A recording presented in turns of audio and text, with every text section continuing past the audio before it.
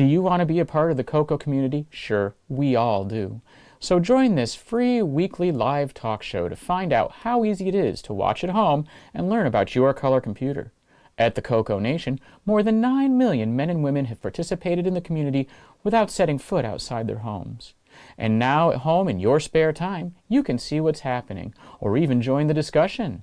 Choose from any one of these segments: panel intros, project updates, acquisitions, CoCo thoughts, featured interviews and events, the Game On Challenge, news, Ron's Garage, CoCo commercials, show coverage, panel goodbyes, or you can join one of our extra shows. You can choose from the Game On Challenge Live or CoCo Tech. Join the CoCoNation right now. Click the link for the free information TJB Chris spoke about. Then decide if you want to watch the CoCoNation Live Show, the world's leading live weekly talk show featuring the Tandy Color computer, its siblings, cousins, and redheaded stepchildren. Visit thecoconation.com. There is no obligation and no salesman will visit you. Visit thecoconation.com.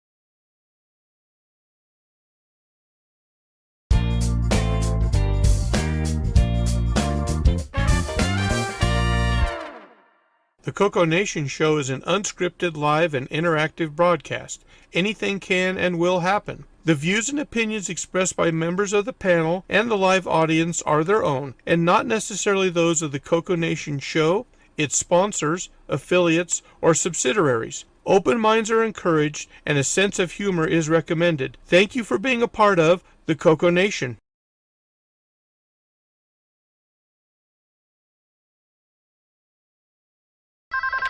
Radio Shack? Okay. What? The 80s called.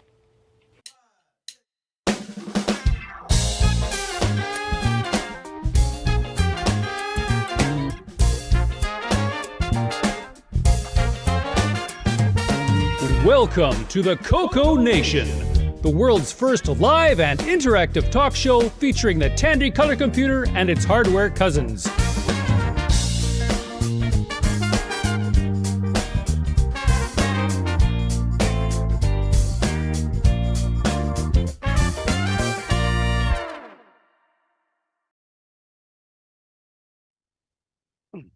Hello, everybody. Welcome to the CoCoNation show, where today everything is all backwards.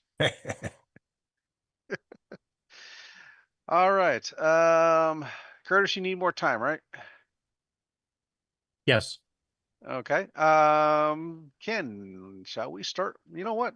Why don't I do introductions? You should do introductions first, though. Yes. do Why don't I that. do That's good introductions? for a couple We of could minutes. also- yeah. We could also do the project updates too. Yeah, I we think- could do that. All right. Let's see. In the upper left-hand corner, we have Rick Euland. Oh, wow. I'm first. We are in rough shape. Down to the core nuts, I guess. Yeah. All right. Next over, I don't know who that guy is. Next over, we got Ron Deluxe. Hey, it's been raining here. It's weird. We're not used to it. Rain. That's what's wrong. Yeah, that's it. Something's I wrong. cry for you. It's rain. Let's see. Next row, we got Ken Waters. Hello, everybody. Hey, Ken. Okay. And in the center square, we got Wingnut.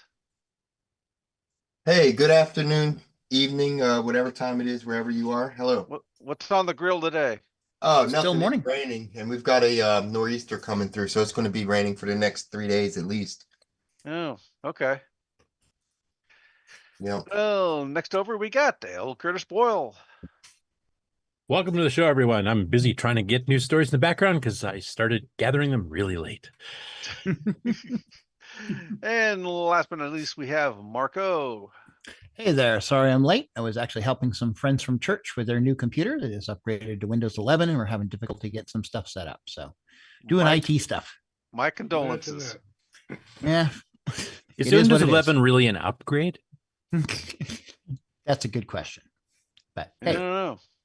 Been around a long time.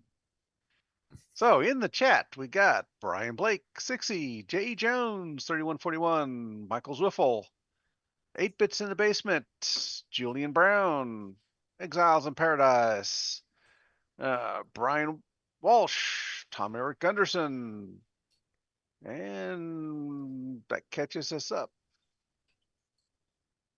All right. Let's see. First up, let's do, well, project update. We have Rick on the list. oh, I have something to add too. Last minute. Small. And Yeah, I Rick- have something also. Let Rick go. Cool. And well, we'll have a complete Ron's Garage segment. You don't have to do that, but Nicely done. Please do. So I get all these tabs loaded. He's loading tabs. Buy time, buy time, buy time. Let's see. All right, Rick, you're spotlighted. Fair enough. And let me uncover your face. There we go. I have a face. That's not a good thing. Let's see, which one is it? This one. Okay, so anyway, I've been working on my Trek game. You remember it. It's kind of you got a quadrant and a little compass rose, and you shoot at things and you go flying around. You know, nothing too special there. But I've added other players, even when they're AI. So here we are, typical round. You'll notice the players are noticing how far they are from other people, and some of them are actually doing things. So we have Enterprise chasing. We have TARDIS attacking. So TARDIS? Ooh. yeah, the TARDIS. It's an attack TARDIS. Ooh. Yes, it is an attack TARDIS. Well, it all depends on the tribe you're in, because we have tribes now. So here's a list of our players, and you know, notice I'm the human. I'm just hanging out. The Pisa Express is of the Toons tribe, and they're following Axiom, which is another Toon. So they're just going to go hang out together. Enterprise has met the Heart of Gold, so Film Tribe versus Book Tribe. Activate the improbability drive.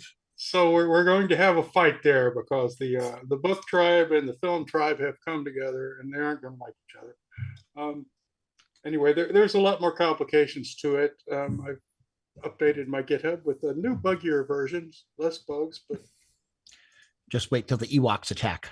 more all-encompassing. Well, yeah, I've got to level things out. I don't have enough people in the book tribe, and in any case, it's starting to turn into a game despite me. I keep trying to add more features faster than I can fix the bugs, but I seem to be catching up despite my best efforts. So we may actually have something worth playing pretty soon. Right now it actually works, but it's not level, so some things are too powerful and some things are too weak. But this is the fun part of writing a game. I'm not spending all my time figuring out why this array doesn't parse correctly. I'm figuring out why the Ewocs don't knock the In any case, that's really what I've been up to, is messing with my my stupid game, which is running right up there. I'm doing basic 40K to edit it because I'm going to need that space temporarily, and then we can cut it back down. Overlays. Anyway, it's fun, and that's going to be the next stage, and we're going to have several CoCo techs on the game itself and how we implement it, because it's actually going to be bigger than the program space that it can run in. So yeah, Beautiful. it's going to be Yep, you have to have like a master module that link and unlink other modules as you go in. exactly all kinds of fun things. So it's going to be quite the basic 09 tutorial to me and anyone who follows it. So this should be, interesting. We should get together with Wayne Campbell, because he's hit that when he was doing his Sokobon game too. Well, and that's the thing. I always just viewed Basic 09 as the tool, and as long as I could make it do what I wanted, I never cared how it did it. But now I'm getting to the point where I need to care how it does things so I can further, what I'm trying to do. Yeah, like where you're keeping variables and stuff so they stay in common, And how they're exactly how they're passed, not just kind of rough and ready what I can get away with, But it's been quite enlightening. So I'm as soon as I get it done, I'm going to have to start another one.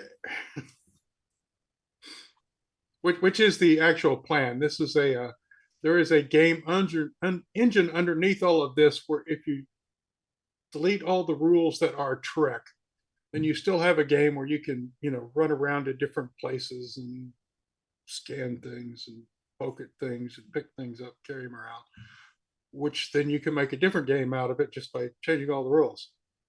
So we'll see where that leads. I'm trying to spend my declining years doing one great thing.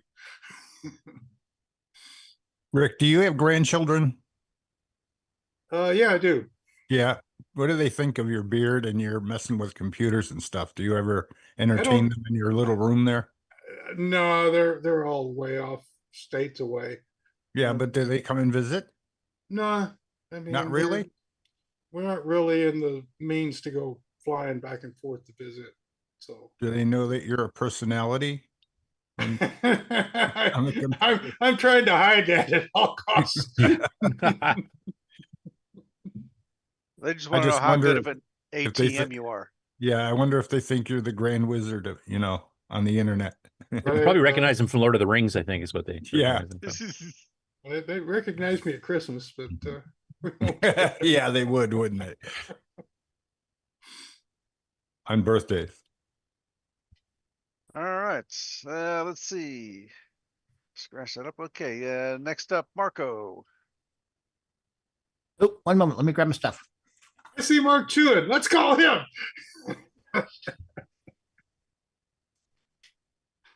It's a quick moving show, folks. Okay, don't know how this will look, but we'll see. So I have here in my hot little hands my quarterly. I don't care if you see my address, it's a mailbox. Do not bend. This is my quarterly Apple II GS magazine called Juiced GS. And I have a little picture here on the back from something called Inet Hello. Does the guy in the purple shirt look familiar? Yeah. Oh, yeah, it kind of does. He's got a halo. Mm-hmm. Anyway, he got noted here in an article of somebody who attended this. It appeared they have a programming contest. And it says in here that it was like a 6-line programming contest. And it appeared that Henry Strickland entered a tiny logo program that drew the rendition of a donut. Anyway. So Was it CoCo logo or something else? Donut. I don't know. I think he custom wrote it from what I remember. We have 3 separate logo languages at least that I know. Well, this would have been on the Apple II. So it would have been 6502 base logo. And he did it while drinking coffee. Probably. Good coffee. Yeah. Anyway, I just thought it was neat to see Henry's name pop up in there and then see him in the picture on the back. Yep. Anyway. Should have asked that about him instead of Rick. Huh? If he's famous. Yeah. Hey, he's publishing a magazine now in the picture. Anyway, that's all I have. That's quick. Are we burning up enough time? Probably not, huh? I'm getting caught up now. I probably missed some stuff though, to be honest. All right. All right. Shall we jump over to Game On? Yes.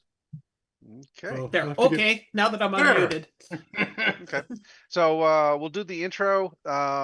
Last week's show will start, and then I'll have to switch over to this week since I didn't get it downloaded in time.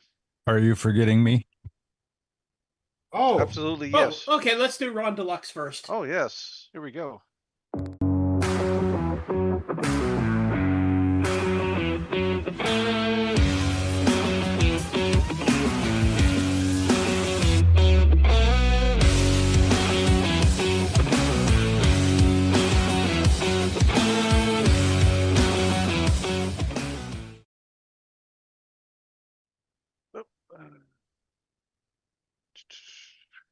There you go.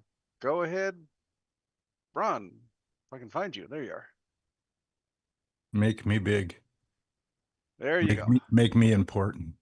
I'm big in the Delvo. All right, so here's the deal. Okay, so I haven't had anything in a long time, right? I haven't really had my thing going on or whatever, and I just am here every week and talk and make stupid comments.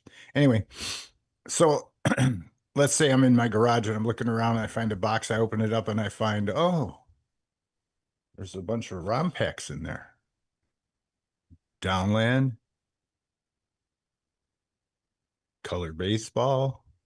And I'm thinking to myself, are these mine? And I think, yes, they are.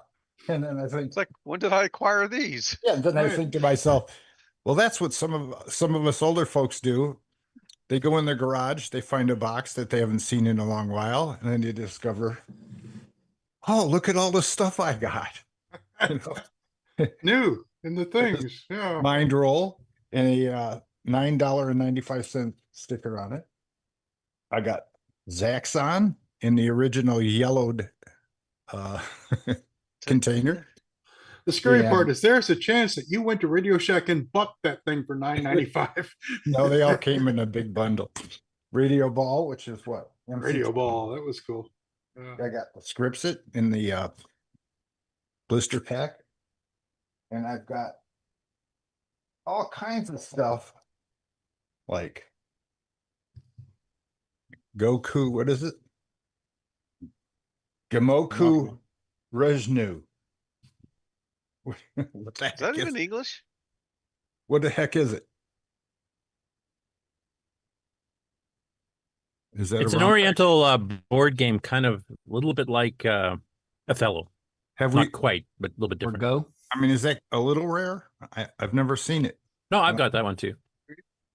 Okay, and then I got Spider Side. That's a good one. It says 16K required. 1990. Ron, if you've seen the original Star Trek series episode Foley and Webb. Yes. It's a little bit of that in there. Yeah. You might like it. Galactic Attack. Wildcatting. Now, I'll just show you instead of bringing each one up see if I can show you the box I got. This is the box I got. Full Yeah. of ROM In- packs. all in boxes and cases and stuff. Nice. Yeah, crazy. So I got other boxes. No, not Well, more maybe I'll boxes. share them later. But that's it. I just wanted to say, being old is wonderful because old things that you have become new again. And then you share them with everybody. Look. Exactly. I've got color file. I've got Dungeons of Daggerath in the box with a You sticker only on the it. sticker on it. $4.95. It says special. No, sale price. I don't know if you can see that. Yeah. Sale price, $4.95. Now, what do you think this goes for online? $50, right? $40. Sealed up like that, probably. Yeah. Yeah. Red Warrior. Yeah, that's it. Didn't take me off. Sweet. Okay, cool. Cool. Yeah. Now I've made a mess. All righty. All right, moving on to the next segment. And we've been joined by Nick Marentes and Frederick Microhobbyist. Hello, hello. everyone. Hey. Hello.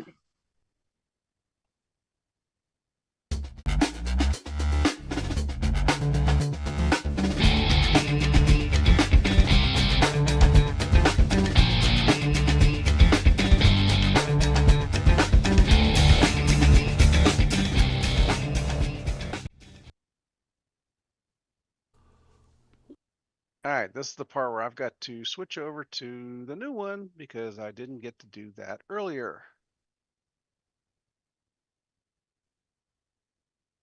There we go. Welcome everybody to the CoCoNation Game On Challenge of the Week results video. This week we played Weirdo. We had a total of 18 players. We had MarkO with 525, Frederick 1050, Rich N 1275, Mark B 1650, Retro Rick 4275, Ed Rhodes 5175, Coconut Bob 8175, Chris B 11100, Jim Rye 11700, Tasman 19425, Doug V 4850 20850, Canadian Retro Things 22275, Richard Godekin 24075, Sloopy Malibu 26700, Mike Zweifel 37725, Shenley 67125, Lee Perkins 203,325, and this week's number one score belongs to Dr. Ted with 495,375. Thanks everybody that played, and we will see you again next week. Wow, and the CoCoNation salutes Dr. Ted. Yay. Salute. Good Back job, to Mark. normal. Twice everyone else. Yeah, Only well, twice. That was better this week, only, right? Only twice. And I mean, we did have that Lee Perkins has got up into the 200,000 range, so it didn't make it look quite as bad. Right? Yeah, usually he's up like a bit in order of magnitude, I think. Yeah, normally our scores would all be 20 or 30,000. His would be the 500,000. Yeah, well, least we but he's have- been sick or something for the last. Yeah. But so one thing that Dr. Ted did find out playing the game is that when you reach level 99, the counter wraps back over to 0. So Crazy. that's one of the problems with this game is it doesn't seem to actually get any harder as you go along. It just keeps repeating So once the you same master screen it, you can over basically and go over and forever over. if you wanted to. Yeah. It's one of the games where it's just, yeah, once you can figure it out, that unless you fall asleep, you're not going to die. I didn't find any reviews for this game, so It was a tape magazine game, wasn't it? I don't even know. Because normally Rainbow and the others did not review those unless it happened to be they were reviewing Chromaset or something. They'd pick one particular issue and quickly run through it, but they wouldn't do every month. Yeah, so that's probably the way often find the reviews for those in the other magazines though, but not this one. So, which is too bad because it's a very well done game. I would say from what I remember from the arcade game, which I think I've only ever played once, fairly faithful to it. But the biggest problem, of course, is that level after level, it never gets any harder. There had to be some sort of a speed up, or the monsters could have gotten smarter, or just something to, or even just some sort of a switch up in the screens, because it's also the same screen over and over and over. Yeah. I like Paul Shoemaker's comment. He says, I think all the other scores combined are still lower than Dr. Ted's. That'll be the challenge. He's got to beat everyone. Yeah. You can count. Everybody else gets added up to one score, and then it's versus Dr. Ted. And only Dr. Ted could have found out that there was a rollover. Right? Yeah, we need Tasman and Buck Owens to return and give him some competition. Well, Tasman did post a score on this game, but Buck hasn't for quite a while. No, Buck has been Nick might be able to explain partially why. Oh, no, I've got no reason. He's been busy testing my game. Doing important stuff. That's there right. you go. I don't think that stops him from playing the game on challenge, but I thought he's maybe pretty thorough. With all these new AI chips coming out, maybe he was just waiting for an upgrade. Well, that could be too. I mean, Buck Owens is an AI chip. Exactly. So he's just waiting for a new upgraded chip to start running him, and then he'll start playing again. Because I think he's the older model from Dr. Ted, so. Anyways, a decent game, but like I said, once you kind of master it, it loses basically any fun because it's just the same thing over and over and over again. And that's why you didn't get the high score. You just got bored and. Yeah, that's it. That's I completely mastered the game on my first try, and I just said, well, you know what? I got to like 22,000. I said, nah, I've had enough of this game. Yeah. We'll let somebody else have the glory. Exactly. I've been doing that just about every week, just letting other people have the glory. I mean, I could easily beat Dr. Ted. I mean, come on. Yeah. I mean, because you're host the Game On Challenge, obviously you're an expert on every game ever made. So exactly. And I don't want to, if I just won every week, then everybody would just get sick of playing and not want to play against me. Yeah, every once in a while you kind of let your geek flag fly and you'll win one just to show that you're still there. But I learned from being a kid. I learned from when I was a kid that if I win all the time, then I just have no friends. I think that the only way to beat Dr. Ted is if we were put in solitary confinement for 3 months with only one game. And that's it.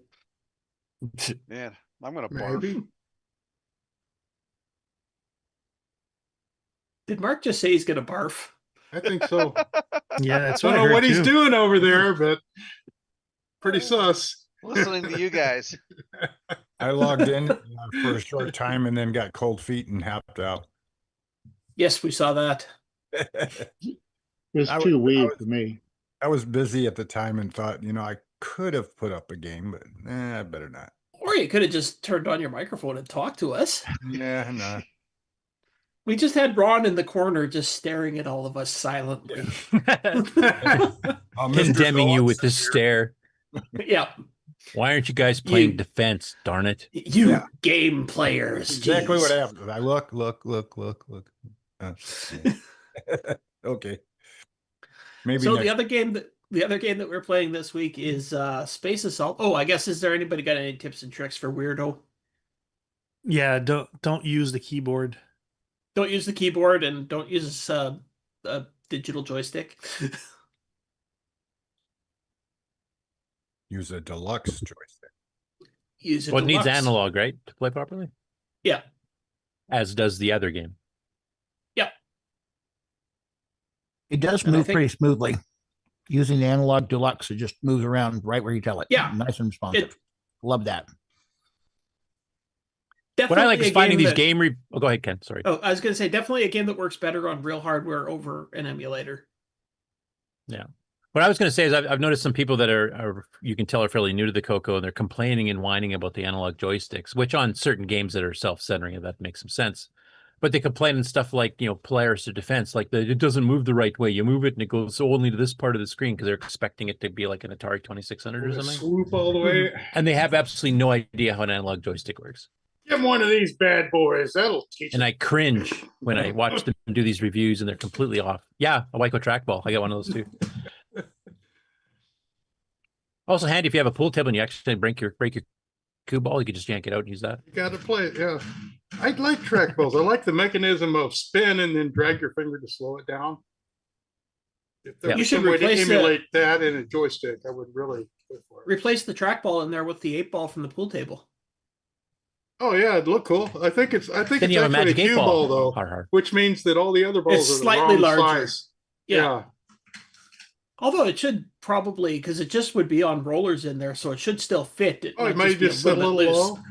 Yeah, I'll have Yeah, I'll have try to it. file little the low and be a case little top or loose. something a little bit, but Oh, the cue ball's the big one. That's why it Yeah, right the cue ball's bigger, so it doesn't drop down like the other ones. sorts differently. Yeah. Can we stop comparing balls now? Well, no, because the mouse has a pinball ball in it, so we got to talk about the 1-inch steel I thought it was a ball pinball. bearing. Ball bearing. No, it's I believe it's actually a A 1-inch pinball ball. pinball ball. Just Because you they can already buy make them. 'em. Why not? Yeah, At that point, you can buy them by the thousands. Yeah, why make something new? exactly. Economy of scale. did we derail that enough for you, Ken? Yeah, sure.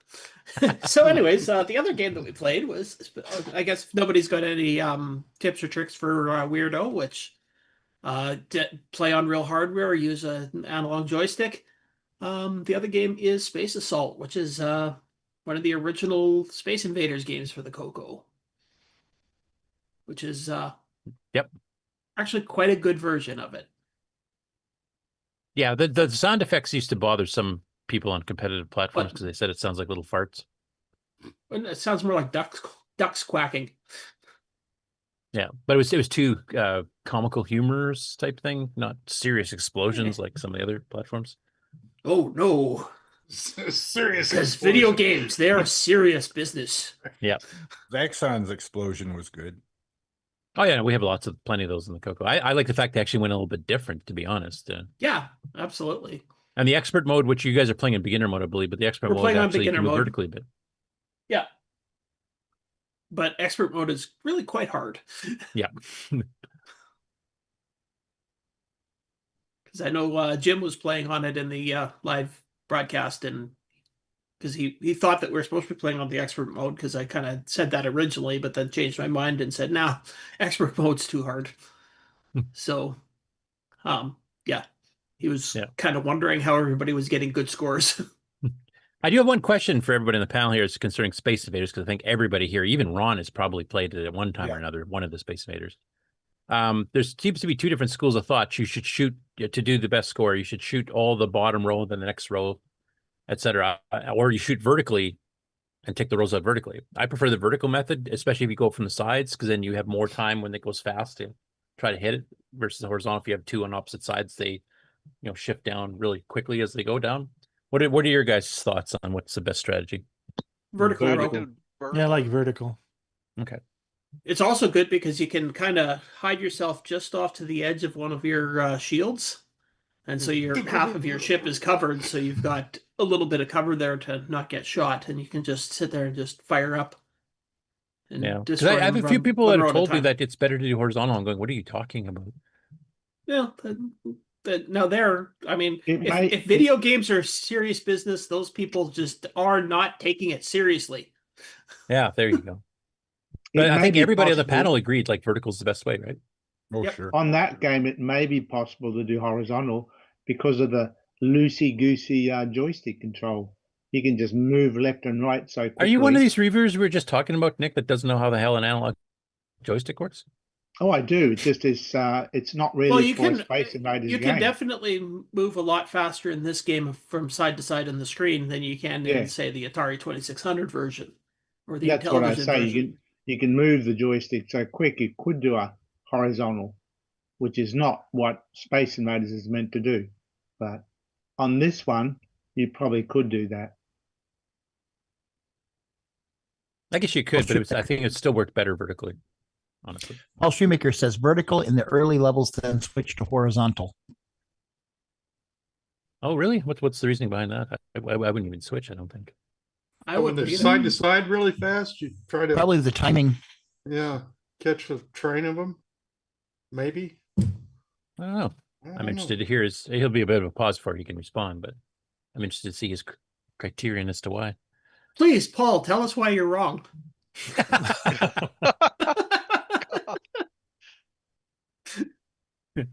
So I got a Sure, he has- question. Back in the day when we were playing on MS-DOS machines, was there a software program you could run before you run a game that would make it so that you can hold down the thing and shoot constantly? Or was that something in the hardware that you can get? You're talking about rapid fire? And does that happen on the CoCo? Where, it can. It's up to the programmer to decide whether you can hold it down for rapid fire or if you have to hit the shot every time. Yeah, for any games, it's always how it's programmed. Yeah, back in the day, that was a big thing to be able to, have the ability to shoot more than the game allowed or something.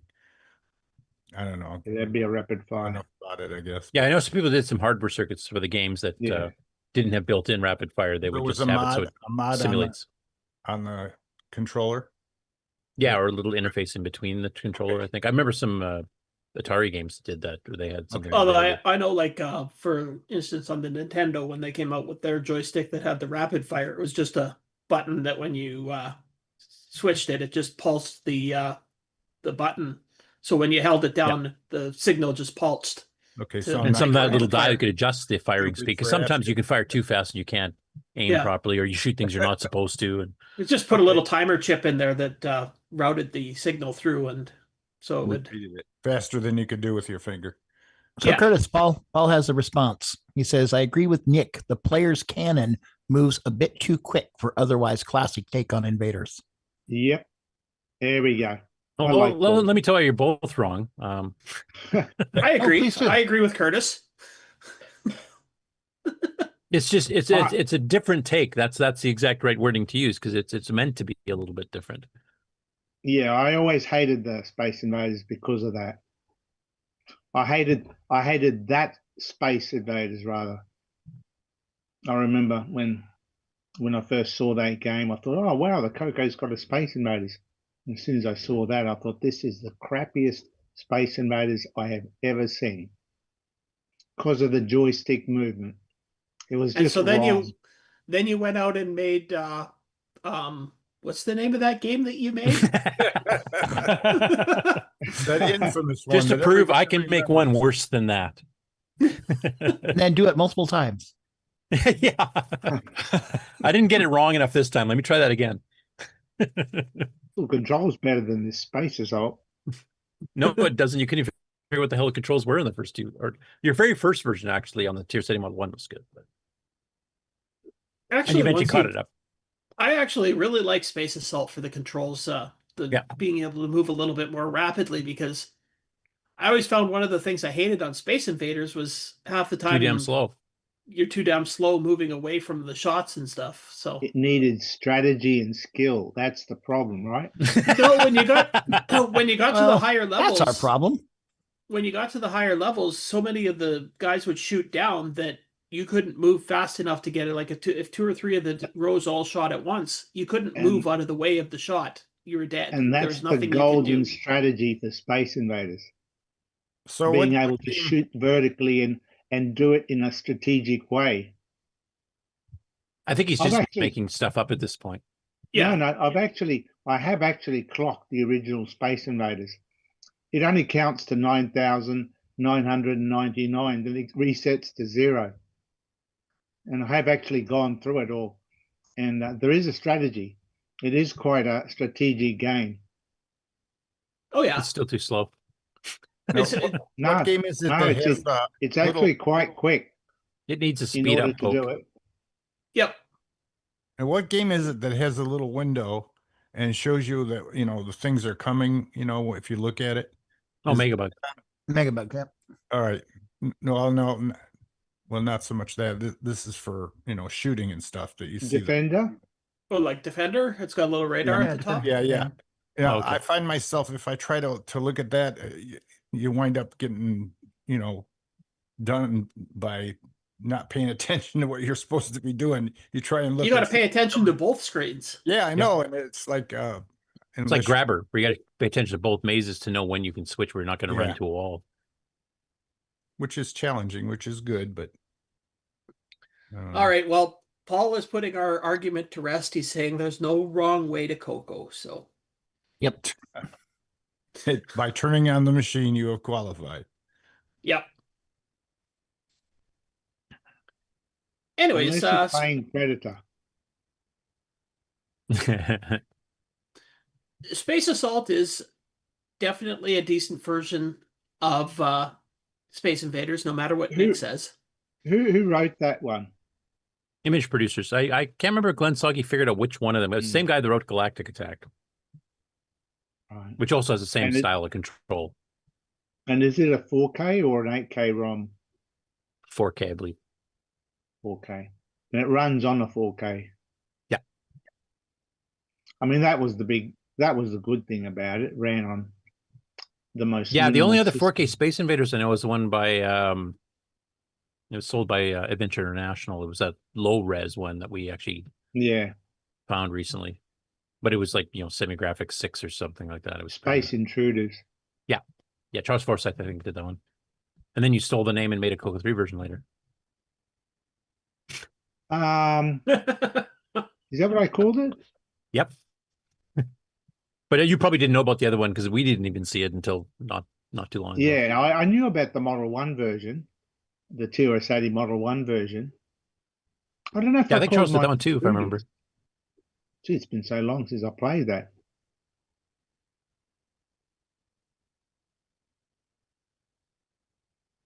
Anyway, Oh. sorry, Ken. Okay, well, you know, I guess that's basically the tips and tricks for Space Assault is do the vertical shooting. Yeah, and learn how analog joysticks work. Yeah, Anyway. learn how analog joysticks work. If you're playing it, actually, I found if you're playing it on a emulator, the best thing is to just make it full screen, use your mouse as the controller, and then you kind of are pretty close to the position on the screen when you move your mouse back and forward. So You're bounded. You don't Yeah, overshoot. or if you have a Paul Fiscarelli USB adapter for CoCo joysticks, that works really well too. well, I don't know if yeah. he's selling those commercially though. Like a few of us have them, but if he's not and he's not planning, we Who should has get somebody to manufacture those. I agree. Might be a good bundle for Rick actually, because he converts the 10-1000 and IBM PC style deluxe joysticks, and that if you included that, you could play it on an emulator or on a real CoCo or real 10-1000. True. Exile in Paradise says he has some on Tindy sometimes, from time okay. to time.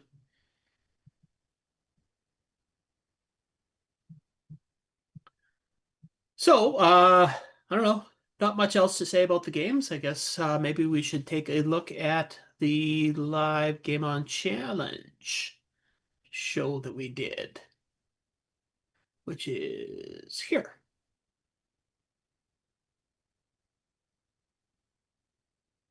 Yes, we had a successful Game On Challenge live with 5 people playing. Did Sloopy sneak in here? Yes, he I did. love how everyone's just like looking around and saying, Like, where did that come from? Where did that voice come from? Why is that on the recording? I don't get it. I know. I thought I'm like I muted it, and I'm like, wait, I hear Sloopy's voice. How did he do that? He's a tricker. Yeah, the hardest part about me sneaking in was not commenting when you were talking about the controls better than in the best game in the entire world. Ooh, that was hard for him. Yes. Yeah, we actually had, as you can see, up to 6 people playing at once. And we even had in the bottom corner there, we had a lurking Ron Deluxe. Yep. And we had a special guest star, Ed Rhodes. In person. Yeah. It was evidently a couple popular games this week because it took Coconut Bob quite a while before he started playing other stuff. Something else. Yep. Our bellwether. So, excuse me. But yeah, I showed up we- because it was a call for weirdos to show up. Thank you for That's the heeding call, entire Ron. CoCo group. There you go. Yeah, With they our came show, in you'll late. be on call all the time. You'll be That's on right. like 24/7. And as per Ron, usual, I came in late. So did I. yes, we eventually had a Frederick show up also. And a MarkO. And Yeah. Cat. There's a MarkO. So did we get to 7 players at once? Not sure. I Possibly. think we only had 6 at one time. Oh no, there's Nope, 7. here we got 7. 7. Yes. And by that time, Bob was bored. He was playing something else. No, I Yeah. went and played a real game. What's Yeah, the see, most somebody you guys have Pac-Man. ever had? 9? 9. 9? Really? Yeah. There was 10 people there, but one person came in when another person was leaving. What is the capacity? I do believe 15. Oh, cool. 15 or Well, 25. You can do much more, but 15 is where it just gets to be so small that you can't really see much of anything. Yeah.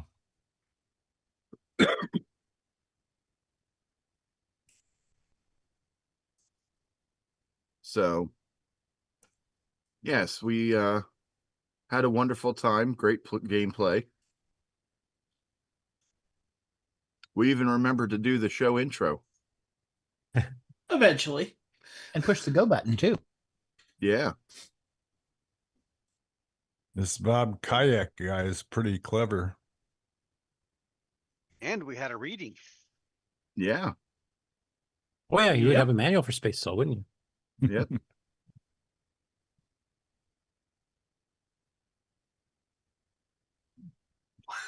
Manual reading was probably the best part. Yeah, it always is.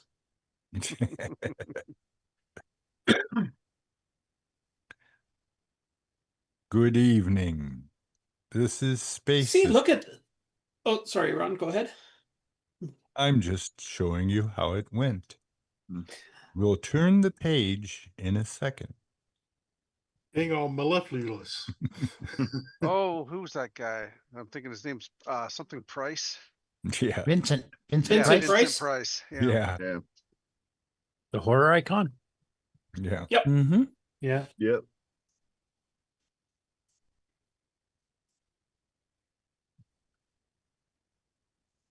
All right, so we definitely had a good turnout on the live program, so we can do better, right, Sloopy? Yeah. We can always do Absolutely. better. So if people want to help us get to 10 players all at once, when and where will they join us?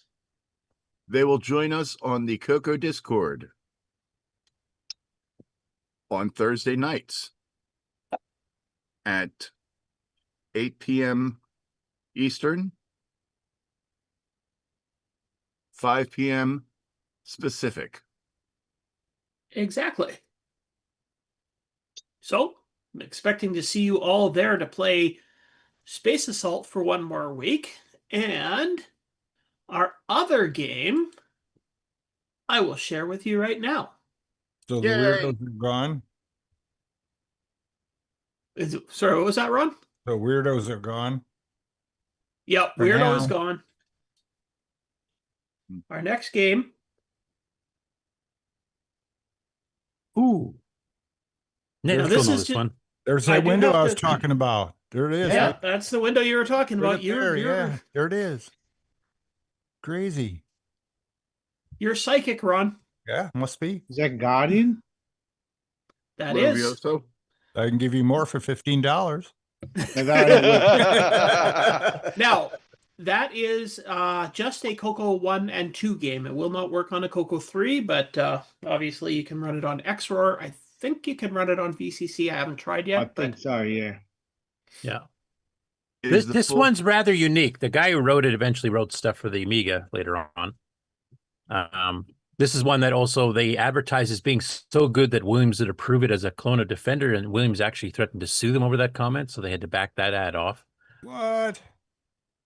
And it uses a special mode between the VDG and the SAM where you actually create a virtual screen that's wider than the viewable screen. I think it's, do you remember, Nico, it was 48 bytes or 44 bytes Yeah, or something? like that. I don't know the exact details, but yeah.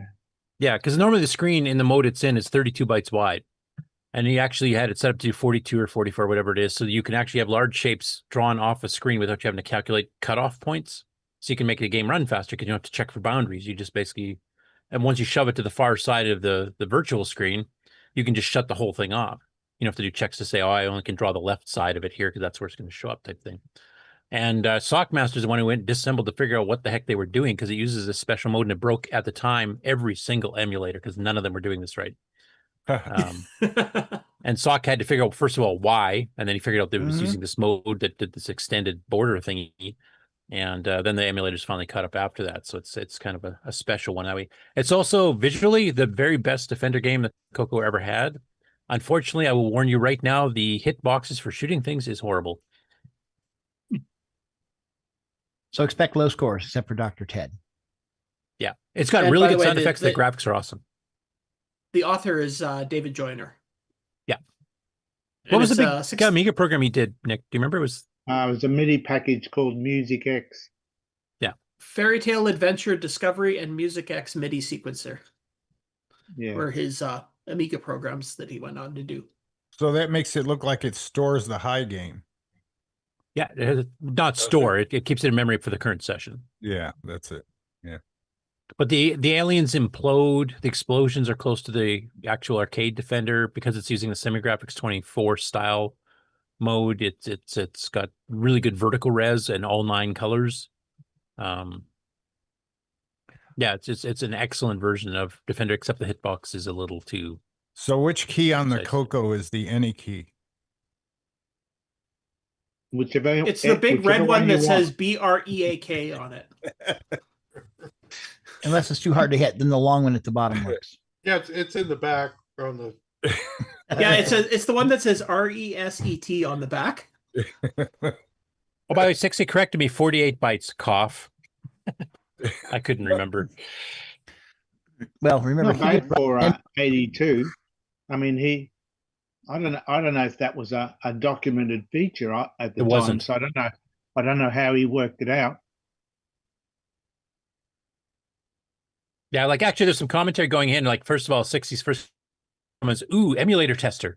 Because that's pretty well what it was. If you want to really make sure your emulator's working properly, this game will run. If not. And Julian Brown says, I wrote an article for Dragon User on this subject, not sure if it was ever published. And then 60 says, I'm pretty sure MAME didn't do it until I fed the reasoning to Nathan. I do remember MAME not working before because that's when Sock was figuring what the heck it was doing that was so different. I have another unimportant question. Are there times when people were programming games and it would say press the space bar to continue or whatever, when you could probably press any key to make it continue? Does that? Depends upon how they're trying Depends to how they detect read it. it. Yeah. Well, they're not wrong. If you press spacebar, it probably will That'll continue. work. Yeah, after the 75th support question, they just said press the space bar. You're trying to make up for people with no intelligence. You know, you tell them to press spacebar, they say, "Oh, what's that?" and they press out everything. There you go. It still works. They're afraid to press something and break something. So I don't know. I'm nervous. Yeah. That's something If only people read the manual. And 60, for those of you interested from a technical standpoint, it works because of how binary counters work and what the VDG does beyond the active data for a line. Yeah, that's clear, right? As mud. Well, now I'm going to get a higher score on this game knowing that. Yep. I don't think any other game used that feature either. No, Kieran has done a couple of demos that use it, though. All right. Hey, Ken, somebody's photobombing you. Is that the of course. With, you know, with my high color Pictures things that I make, yeah. Those are 320 by 200, but doesn't it say in the manual that the CoCo only shows 320 by 192? The basic manual does, yes. Yeah. So what do we get? How does it we get extra? Well, the Gimme has multiple vertical modes by 192 by 200 by 225. You take your pick. Basic only supports the 192, and I think that was probably because they didn't want to compete with the Tandy 1000 and the CJ EJ stuff. Oh, right. Got to have fewer lines. Because we did notice going through one of it, was it the Australian catalog, Nick, actually lists in the specs 320 by 200, 640 by 200. Oh, yeah? And Yeah, even I though think basic so. doesn't support that. But the North no. American ones all said 192, so. Okay, so I always thought that was Well, weird. it is 200 lines, but it's 0 to 198. Did they say they actually turns on the background mask one line too early, so you actually only get 199, you can actually see. Yeah. That's a bit of a bug there, but anyway. Yeah. The Gimme X actually has the option to fix that, or was it the Gimme Z? One of them was going to actually change it, so you did get the full 200. I think you have to make it settable, though, because some programs took advantage of that and didn't bother drawing the last line because you can't see it anyway, so the Gimme X would show a lot of garbage. Probably is So pointless. on my high color stuff, when I make it, is it actually showing the 200? I think it is. Okay. I'd have to ask Sock to make sure, but. And you can go to VCF Montreal and talk to him yourself and ask him. Well, when I make up mine on Paint Shop Pro, I make the blank for the screen that I'm going to use as 320 by 200. You know, 250. Yeah, CoCoMax 3 and ColorMax Deluxe and ColorMax 3 all use 200. Most programs actually did. Mostly even Neo Sign stuff, like that's a default Nitrous 9. We do 200, not 192. The original OS 9 was 192 though. Anyway, that's kind of derailing from the game thing. This rabbit hole was brought to you by Ron Deluxe. Right. Yes. And Ron Deluxe. Sorry, Ken, go ahead. That's all I had to say. Oh, It's a wrap. Guardians, a new game of the week. For 2 weeks. Thursday, I 8 think p.m. it Eastern works. time.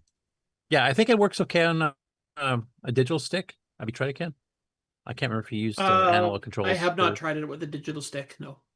Okay, but yeah, definitely you'll need a CoCo 1 or 2 real hardware. It will not run on a real CoCo 3 at all. Although actually, when I was playing it on XRAR, I was using the keyboard, so it worked fine with the keyboard. So. Okay. And unlike a lot of the CoCo 1 and 2 games where we can fake semi-graphics, you just lose the text. Because of that special mode where it's using the overscan on the sides there, this will not work with those folks. Frederick's gone AI.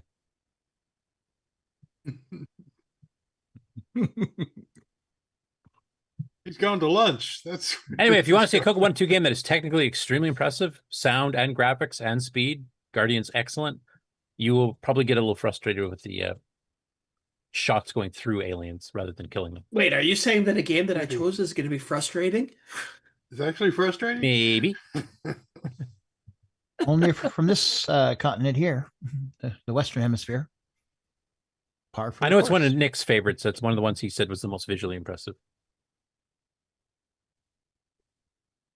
That's a cue, Nick. Say something. Oh, yeah. No, I agree. So convincing. Okay. This compliance paid for by a kickback to Nick. All right. Well, is that it for the game on? That's it for I the think game so. on. Okay, so. let's go into commercial break and then hit the news. What? Yep. Commercial break? Uh-huh. All right.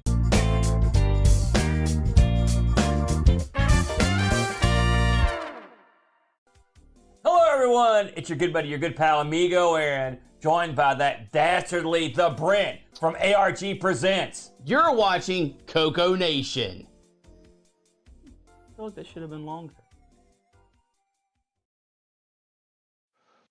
The CoCoNation show would like to thank the following patrons: AC's 8-Bit Zone, Alex Gare, Alan Huffman, Barry Tompkinson, Boysen Tech, Brendan Donnie, Brian Walsh, Brian Weasler, Karen Askham, Coconut Bob, Daddy Burrito, David Ladd, Derek Smithson, Diego BF109, Don Barber, Eric Canales, Frederick Segard, Glenn Hewlett, Graham Wabke, Grant Leedy, Henry Gernhardt, Henry Strickland, Jason Warrens, Jeffrey Drywater, Jim Mullis, Justin Larson, Ken Reichard, Kevin Holloway, Michael Hill, Patrick Euland, Paul Fiscarelli, Paul Shoemaker, R. Allen Murphy, Richard Harding, Rob Inman, Rocky Hill, Steve Bateson, Terry Trapp, TJB Chris, Tom C., Tom Gunderson, Tom S., William Athing.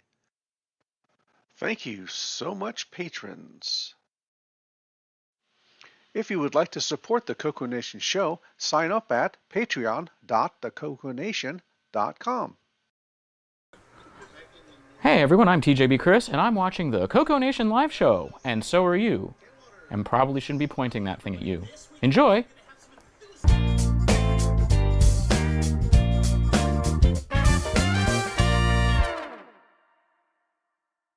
Welcome to everybody's favorite segment, Who's New to Discord? EVS says, hello. I very recently, as in 2 days ago, acquired a CoCo 1 and a disk drive and was suggested to join this server by a friend. The preceding bios were edited for time.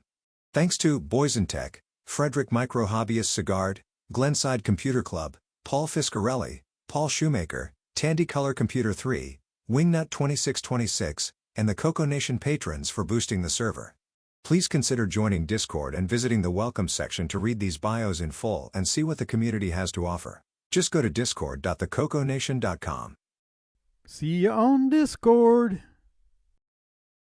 When you want the latest in TRS-80, Tandy, Dragon, MC-10, and all of their hardware cousins, no matter what it takes, or where news breaks, from around the world to your nation. The CoCoNation News with L Curtis Boyle.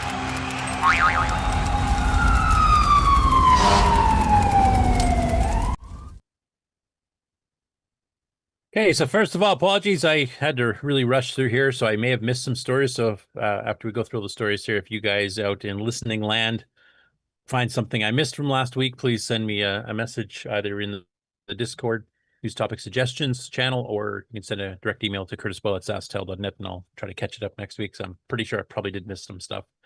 And I also didn't get a chance to preview a lot of these. So some of these I'm just going by the description they have on a video or something without actually watching it. I usually try to watch them at least partly through. I mean, but didn't get a chance this time. That's an interesting picture on the screen. You can see a blue dinosaur with an Uncle Sam hat.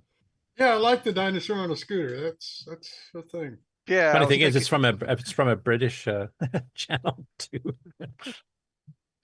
So. So anyway, Dave's 8-Bit Basement on YouTube. We've covered him before. He's been trying to fix a Dragon 32, and he's been going through various hardware things trying to fix it. This is, I think, his third video now. He's suspecting maybe some of the RAM's bad and a few other things. So I'll play just a little bit of the intro, which kind of summarizes where he's been and where he's going. I'll let you actually watch the video itself to get the details, because like I said, I haven't actually watched it myself. But I do like that intro, though.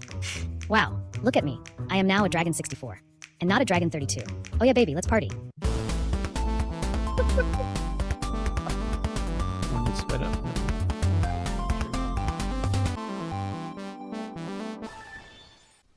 Hi guys, and welcome back.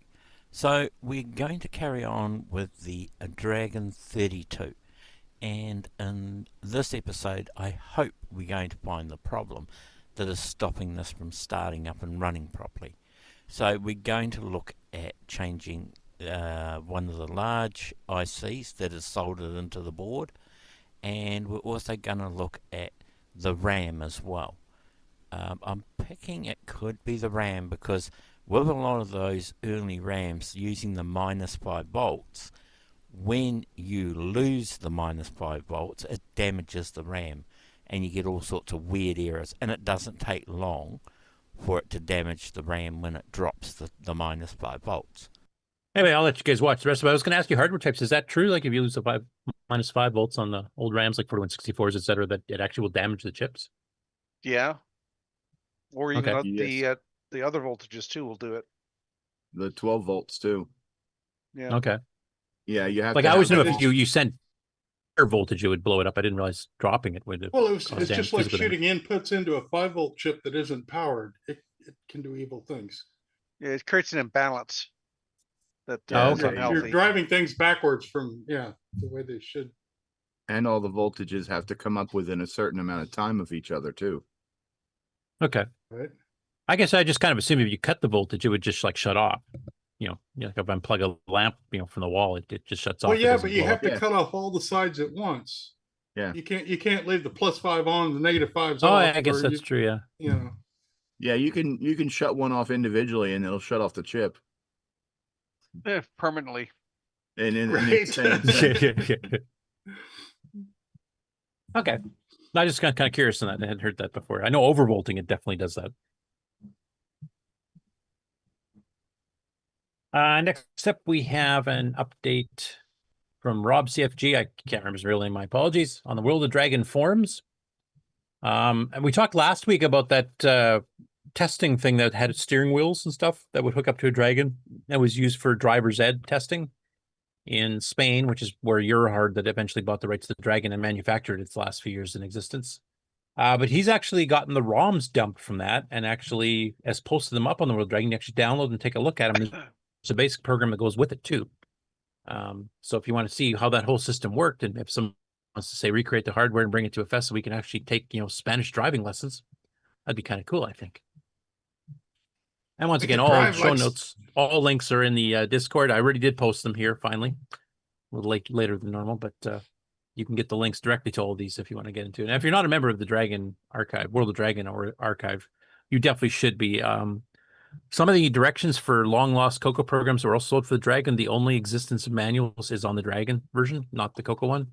Some of the games that went missing on the CoCo that got part of the Dragon, that's the only place we could find them on the originals. So there's a lot of good stuff. There's a lot of artwork up there.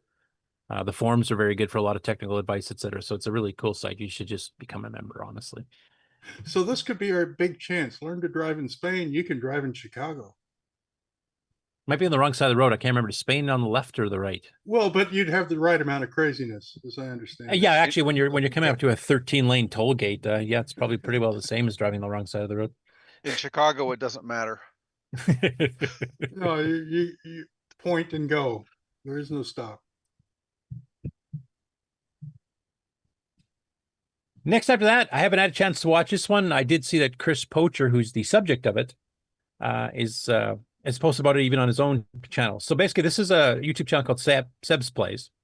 And I don't know, I haven't watched the channel before, so I'm not sure what he normally does, but he did an interview with Chris Poacher here for about 3/4 of an hour or half an hour, kind of going through his history with the Dragon from what I understand. Like I said, I haven't had a chance to watch these yet.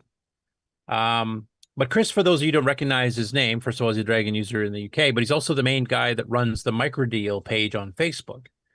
And Microdeal, of course, was one of the big distributors and redistributors of American and Canadian and Australian titles for the Dragon, and sold a ton of stuff. And of course, had their little mascot that was loosely based on the old Alfred E. Newman from Mad. But a lot of the CoCo titles from Tom Mix and Spectrum stuff got sold by Microdeal.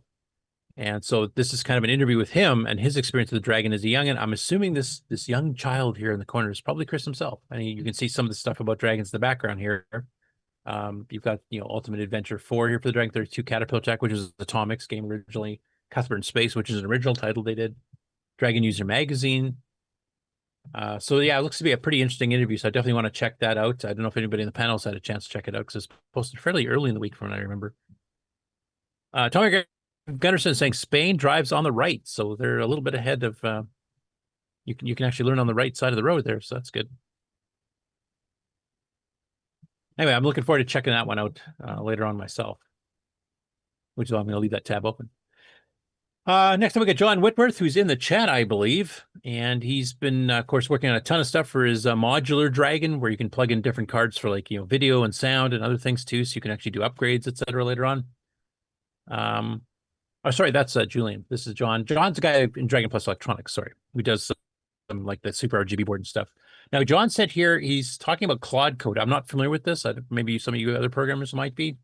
He said it's mainly for analyzing Verilog and VHDL code, but he's also experimenting with using it to analyze CoCo Dragon Basic, like Microsoft Extended Basic.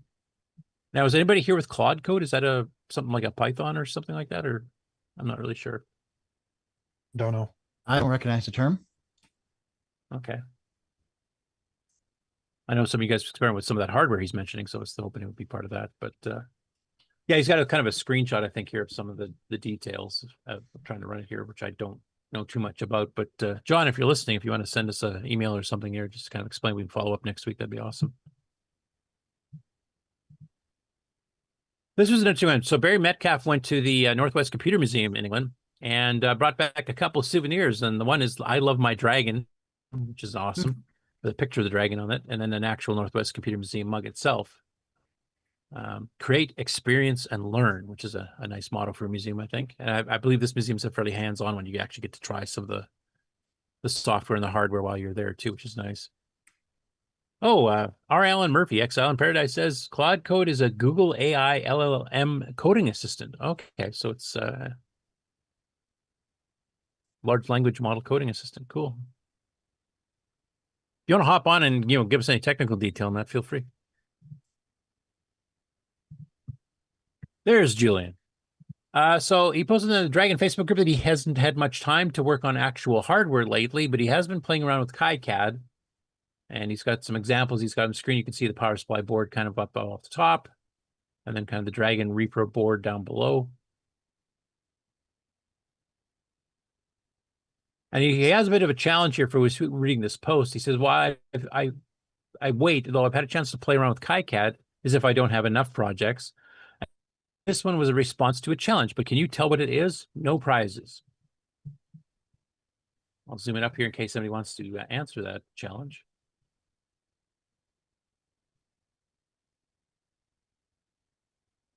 I mean, to me, I'd have to say it looks like it's a Dragon 32 or Dragon 64 motherboard, but with the chip count vastly shrunk, probably with new support logic and stuff that doesn't take as much chips.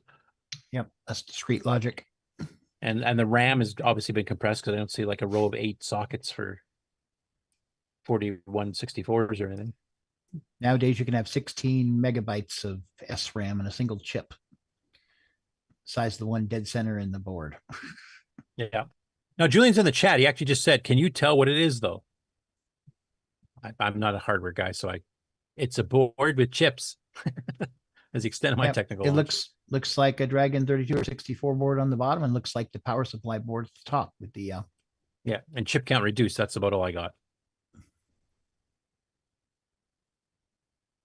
Like I'm assuming these are the ROM chips for extended basic. Maybe might have disk basic built in or Dragon DOS or something.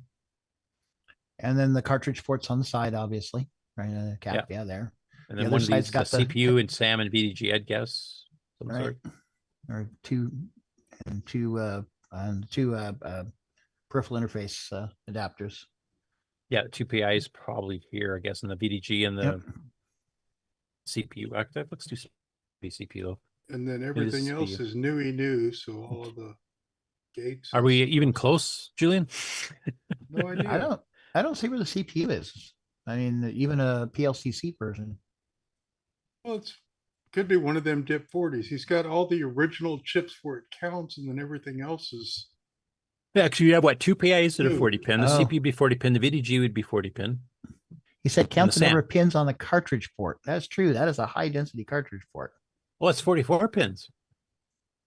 Is it? Yeah. Okay. Yeah, I'm assuming the 22 here. So 21, 42, I guess. So would this be like the Dragon Beta, or so this would be like the newer version? Oh, maybe. Oh, start counting up the number of CPUs. Yeah, that's right. Now the Dragon, the big Dragon, was that the Dragon Beta or the Dragon? I can't remember which one. There's two that 200 never got released. There was like a 200 and then a beta or something like that. Yeah, because one was like dual CPU, 768K with an MMU and built-in floppy controllers and stuff. I don't remember the cartridge port being different though. Mind you, I don't remember too many details about it. I don't know if he's going to release the answer here while we're on the air in the chat. But anyway, there's a challenge for you, hardware guys. Next up, this is pointed out by Tim Leonard. Now we're getting to CoCo general news. He said getting colder. Yeah, we kind of figured so we're that. way off. Yeah, if we had I plead ignorance due to not being a hardware guy. What was that, Frederick? If we had a schematic, it'd be great, but we just have a layout of the chips. Doesn't Yeah, they're not identified. Vague count the pins. Yeah. We have our own theories. So next up, Tim Leonard pointed out that the current Unicode standard has actually been adding in subset character sets for retrocomputers. And here's like the chair setting model 1, 3, and 4 dumps. And lo and behold, there's the CoCo VDG set in there too. So if you actually know how to program the Unicode characters, I think you can do it from the keyboard. It's probably pretty complicated. You got to punch in some 60-bit number or something. But you can actually get CoCo characters to appear on modern machines on purpose, which I thought was kind of cool. I had no idea they were actually even doing all of that. Especially the semi-graphics, that'd be kind of fun to play with. Oh, yeah. If it exists, there is a And I think- Unicode for it. Yeah, I think he even mentioned, I think the T1 might even be in there, as well as the older one. So true lowercase, and some of the characters are modified, like 0 as a slash through it, that kind of thing. And of course, they got other ones too, like Apple IIc mouse text, and there's some more Apple II mouse. There's a Commodore PET, semi-graphics mode, and Yeah, Petsky Unicode. And TI 99.4a character set. That looks like Sinclair. Yep. I just think that's awesome that Unicode, if all these sub fonts get built in for the entire retro, well, then you can, instead of having to custom make your own fonts all the time, if you want to write an emulator, you can just use the built-in stuff that all the Unicode stuff has on the modern machines. It is like the old fonts. If you don't have it, just load it, and then you've got it. Yeah. It's I thought that was very cool, and I didn't realize they were doing that, so that's great. And you can see kind of a list here, like this is a PDF. You can see all the retro ones here. Here's the Apple IIs, Atari 8-bits, C64s, CoCos, SGR6 mode if you want to do that. Commodore VIC-20, the IBM PC Originals, the Oric, RISC-OS, just a ton of them. TNN. So which kind of tells you what the mass of Unicode actually is if you tried to bring it all together. Yeah. You can cover this amount of detail in our little niche of the world. And that's just part of, yeah.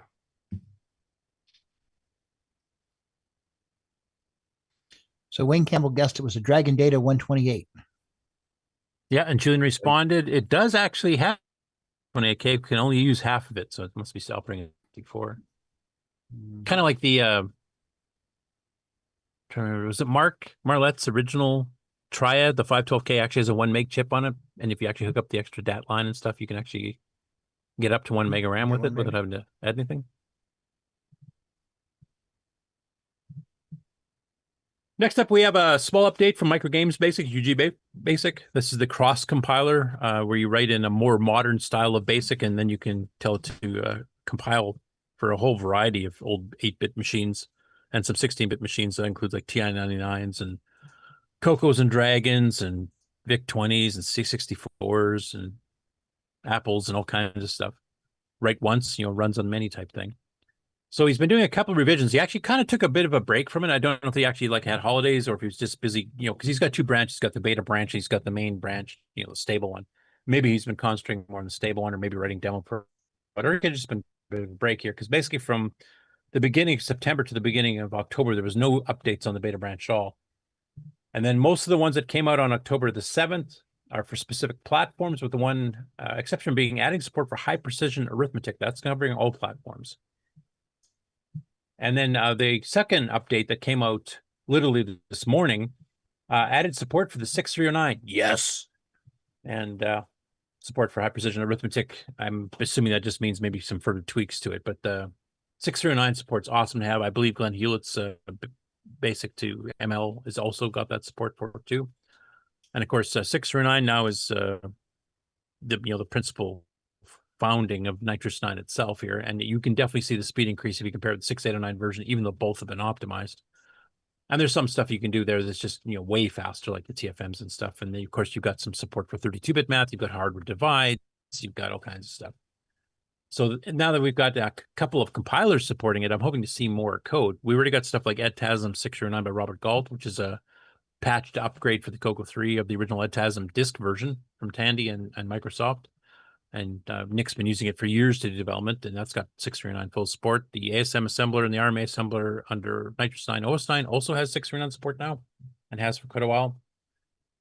So there's a lot of support tools. There's, of course, I have probably about a dozen to 15 games now that have had patches for it to speed them up or, increase the fluidity of the game. Of course, the entire Nitrous 9 operating system. There's a lot more stuff that can be done. Now, Exile in Paradise, our Alan Murphy here, has been posting about this because he works a fair bit with the guy, or at least, keeps track of it a lot better than I do. That's doing UG Basic. There's now, there's the Nerd Fonts version that adds 10,000 more common computer iconography into the Unicode. Okay, he's talking about the font one previous. He said, check the UG Basic channel on Discord for even more hot off the keyboard updates. He posted a benchmark with a 609 UG Basic at 40% faster than the same 609 compile. That's pretty decent. Yep. I have to say. I mean, from experience with Nitrous 9, if you just turn native mode on, you normally get a 10 to 15% increase, but you actually start using extra registers and extra commands. Like Rescue and Fractus is 40% faster, switching it over. But there's some other stuff in there that's literally several 100% faster, especially if it has to do with a lot of big block memory moves. So yeah, there's a big advantage to it. And it's a chip that's period correct. That chip was on sale back in 86, 87. It was actually on, I think it first got announced in 85. Of course, we didn't know the features it had then. Right. But if you use it in this manner, the CoCo 3 was out.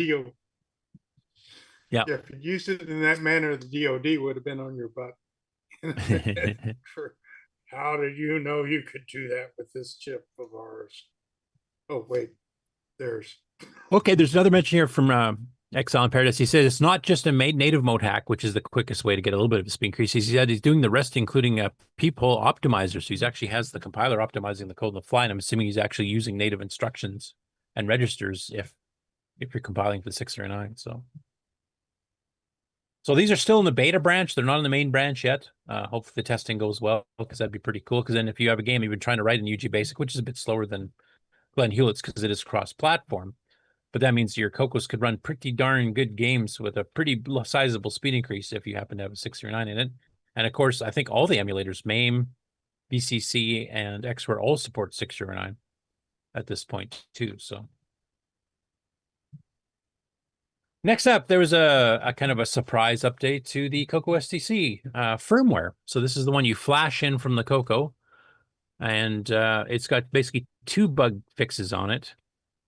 The first one was actually discovered by one of the users on Discord because they were having trouble accessing certain directories with STC Explorer, and would actually just say directory not found, even though he's pointing right at the BAS file, the bin file in a disk image to run. And it turns out it was due to the way certain attributes, I think it was the hidden attribute in certain OSs, was showing up, and that was confusing the call into the firmware ROM to respond back with the proper data. And STC Explorer was trying to do that, and it would get back erroneous things indicating the directory wasn't there, even though it was. So he's fixed it to not worry about those attributes.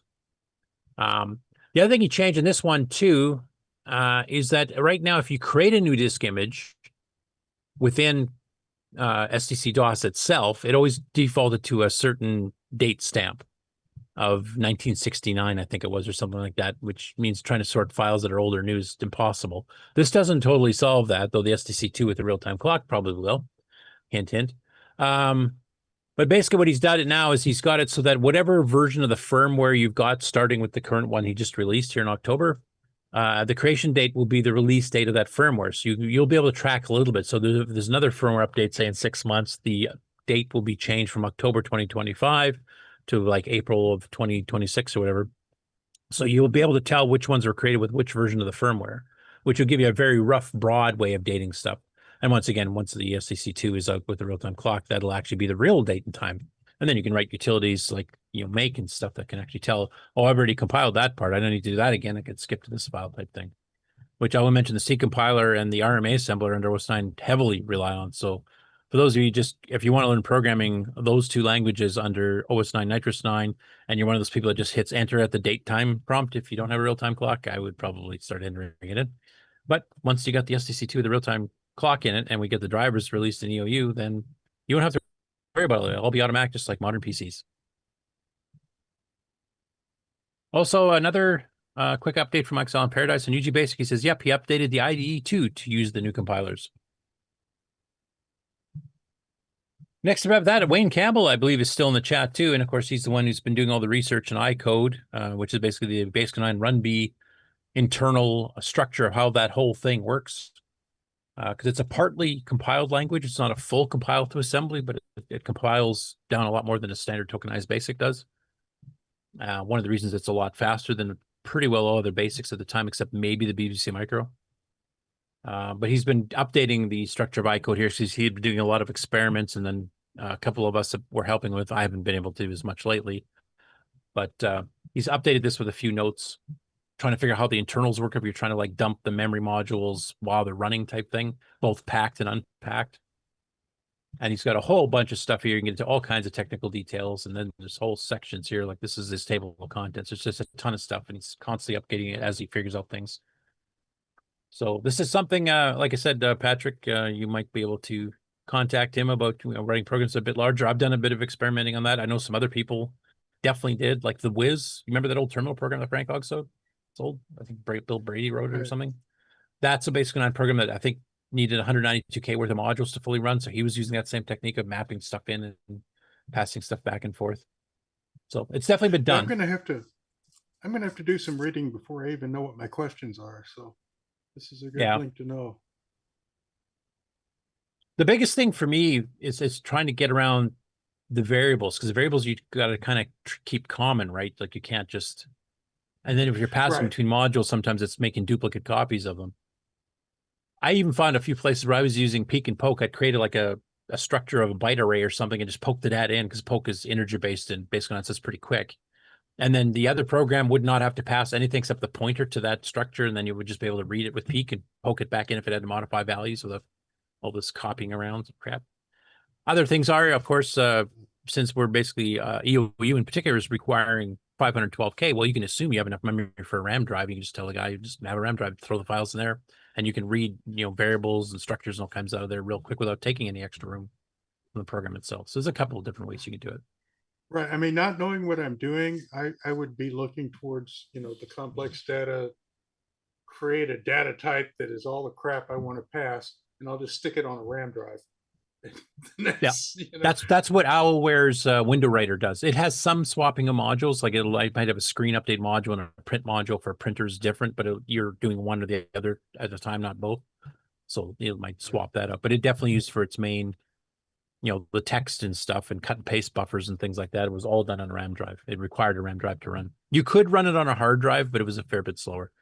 And if you really wanted to torture yourself, you could do it on a floppy. This also has the feature that you could cram that RAM over a network to somebody else without the client having to know anything about what's going on. Yeah. But I need to read this so I know better way to implement what I'm thinking of doing. I will mention, like Wayne, I can't remember who the other guys who's lately been in it a fair bit on the Basic 9 channel on the Discord. There's been huge discussions of this kind of stuff and just how the internals of Basic 9 work. And also tips and tricks. I mean, Wayne and I have been working on the manual. Well, not recently, but there's a preliminary version with most of the manual in there right now on the EOU documentation website. But once we finish that, we've been kind of finding there's been bugs in some of the sample programs they put in the original manuals from Tandy. Oh, right. So these programs don't even work. And I always never understood why it didn't work for me, and probably because the manual was wrong. Yeah, I mean, that happens. All documentation usually has a couple of errors just to keep people honest. Yeah, but I was a kid. I assumed the manual was it, and I was wrong. Yeah, you figure I typed something wrong. That should have been uppercase L or something. Anyway, if you want to learn about the internals of Basic 9, Unfortunately, Basic 9 is one of those ones that was on the hard drive that Mark took out to a shooting range and shot holes in the hard drive without backing it up anywhere else first. So the source code for Basic 9 itself is long gone, and I don't believe anybody has it. At least I've never found anybody who's even claimed to have seen it before. We do have Boise had managed to sneak out one of the depths files, which is coming invaluable for me for disassembling Basic 9 and Run B, and also for Wayne for figuring out what was MicroWare's terminology for some of this stuff. So that definitely has helped, but I would much have rather have the main source code. Next step after that, we have Coronian, who's on the Discord. I don't know what his real name is, or her. But Guest Hub has released details on 2 composite video mod boards for the CoCo 2 that they were fiddling around with. And here's kind of the description. I'll just read this out for our audio listeners. It says, this is my version of 2 separate composite video mod boards for the Tandy Color Computer 2, based initially on Calpool's work, or Calpool's. One board is like his to replace a vertical RF modulator, the other is to replace a horizontal RF modulator. The circuit design is the same for both. And of course, because of the different orientations, they're definitely what the modulators look like and how they're wired in is quite different. Because I think it actually comes at a different angle, etc. And I think it's a fair bit different from the CoCo 1 composite boards, isn't it, Rick? Or is it pretty well the same thing? You can't change anything between anything. The Okay. video modulator is what moved around the whole time. Like every single CoCo has a different slightly. I just remember reading like one of the CoCos had slightly worse. They changed the circuit a little bit and it had worse output. I mean, it's CoCo 3. I'm thinking of their composites kind of shaky. Well, but they were all different is the thing. I don't think Tandy ever decided what they wanted to do there. It just, I mean, every CoCo you look at it lays down, it stands up, it's all different. You can't come up with, you can't take a part out of one CoCo and put it in another CoCo. Yeah, like a CoCo 1 definitely had a couple of chips that were different, like why you can only run 38.4 out of the bit banger versus 57.6 on a CoCo 2. Because one of the chips was better in some way. I can't remember which one it was. But especially when you got to this closing of, here's the video output, this thing was all messed up. I know so little about it because I failed so successfully at trying to do anything. Yeah, the CoCo 1 could have the chip updated, and then it could be just like the CoCo 2 and hit the 57.6. Yeah. But how many people had that done? Right. Yeah, now it was Mark Data sold the universal composite board that was supposed to work in CoCo 1s or 2s, and that's what the basis of a lot of the ones that have been floating around. Yeah, but that was the basis of the fly wires all over the place. And the manual had 4 different places where you stuck your fly leads, fly wires on, but when you start trying to make a board that you just plug in, forget it. You're going to need to make 6 of them. Yeah. By the way, a comment from Wayne Campbell, and I did not know this in the timeline. He said, I've said many times that if I had known that they were going to what they were going to do with the hardware, talking about MicroWare shooting the one with the source code of Basic 9, amongst other things, I would have begged Boise to give me the source code. It still existed when he gave me the header file. Oh, no. Yeah, I just didn't have time to send it over the modem. So, oh, that sucks. That really sucks. Yeah.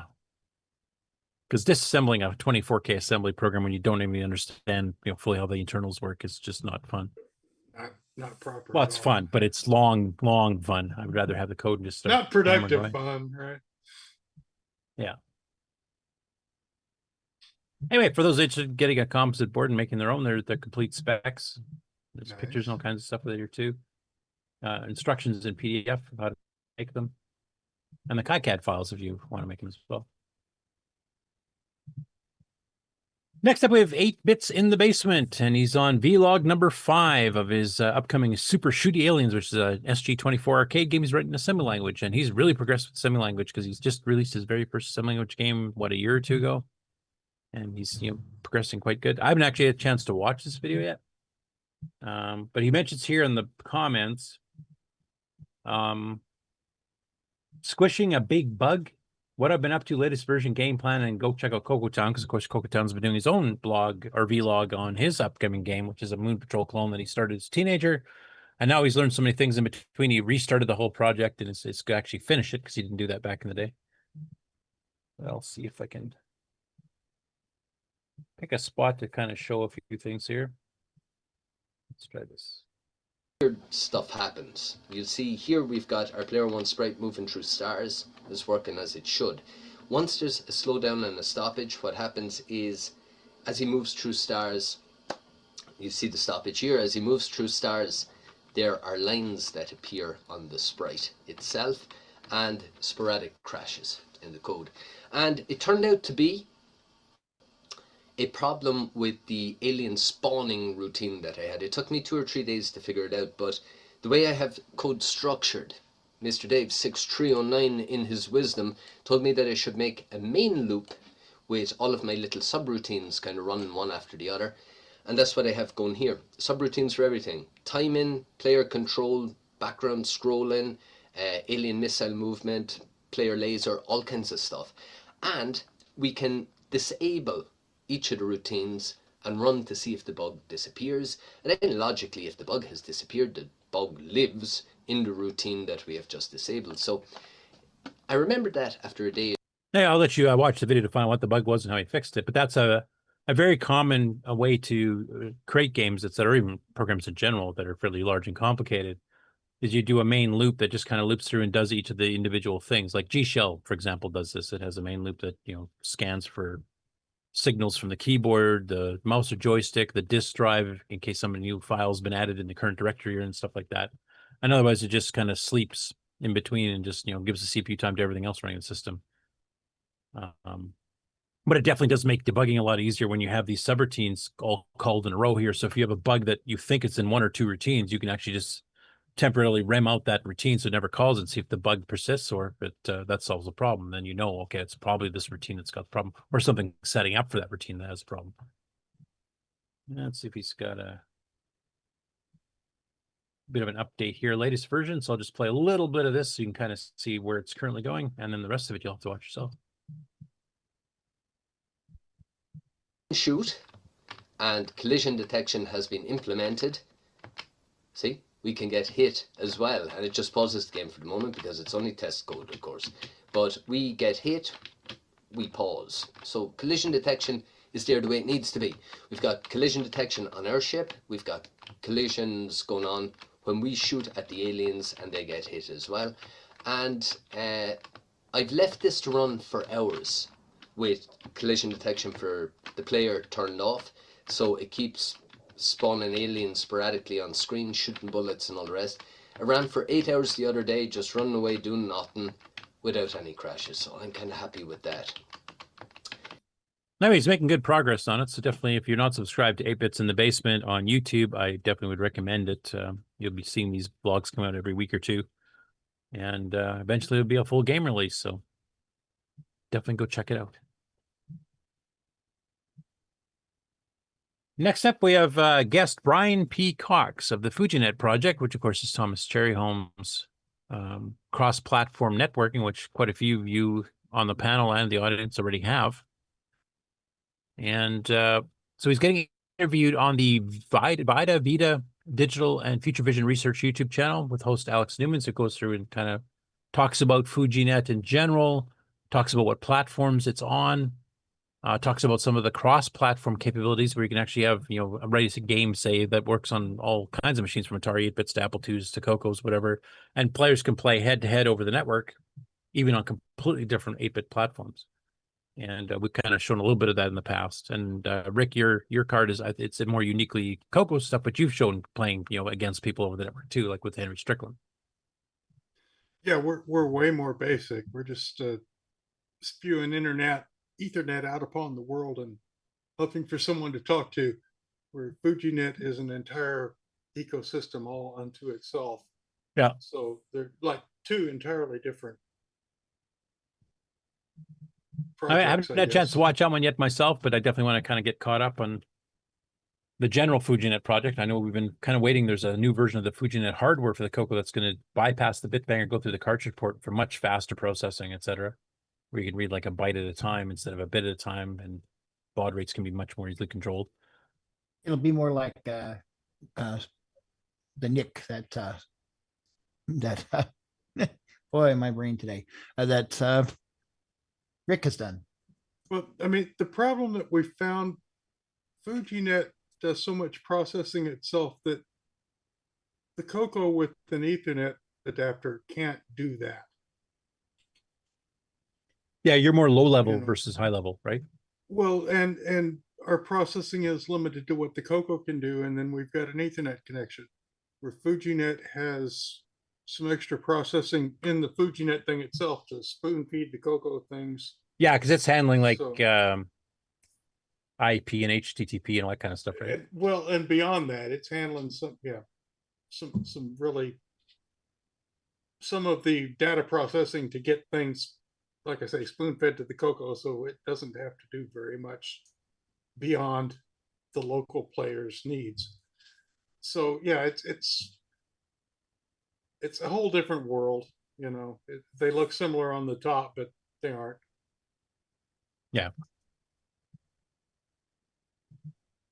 Next about that, we've mentioned Compute's Gazette magazine before. It's a relaunched physical print magazine. Compute was a multi-platform magazine for a lot of the 8-bit systems, including the CoCo, though the CoCo kind of got undersold in the original Compute magazine. Like some of the other machines, they would use high-res graphics and sound and stuff, and the CoCo stuff always seemed like it better run in 16K standard basic. So it was like, SG4 low-res 64 by 32. They never used P-mode commands and the play statement or some of the more advanced features the CoCo had. So our cross-platform games between multiple machines, we were there, but usually they were substandard compared to some of the other ones. They didn't have to be. And then the original Compute then spun off Compute's Gazette, which was dedicated to C64, possibly the VIC-20, C64 for sure. And when they resurrected it here, they decided to call it Compute's Gazette, which has confused a lot of people, because most people that remember that time, it's like, oh, that's a C64 magazine. That must be what it's for. Mm-hmm. And unfortunately, that's not, because it's actually the cross-platform like the original Compute was. Anyway, we've shown that because they just did a special recently on the Tandy computers and the CoCo an issue or two ago, but they're now actually putting out a request. So Compute's Gazette magazine, this is posted on Facebook, would like to feature a regular column for Tandy and Tier City related material, which includes the CoCo, the Model 1 to 4, etc. Is anyone here interested in becoming a regular contributor to the magazine?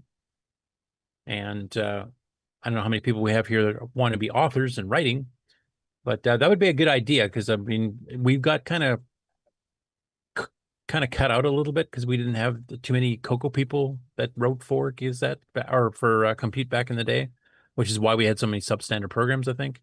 And this is an opportunity to right that wrong, I guess, and have somebody that's fairly knowledgeable in there. That'd be awesome.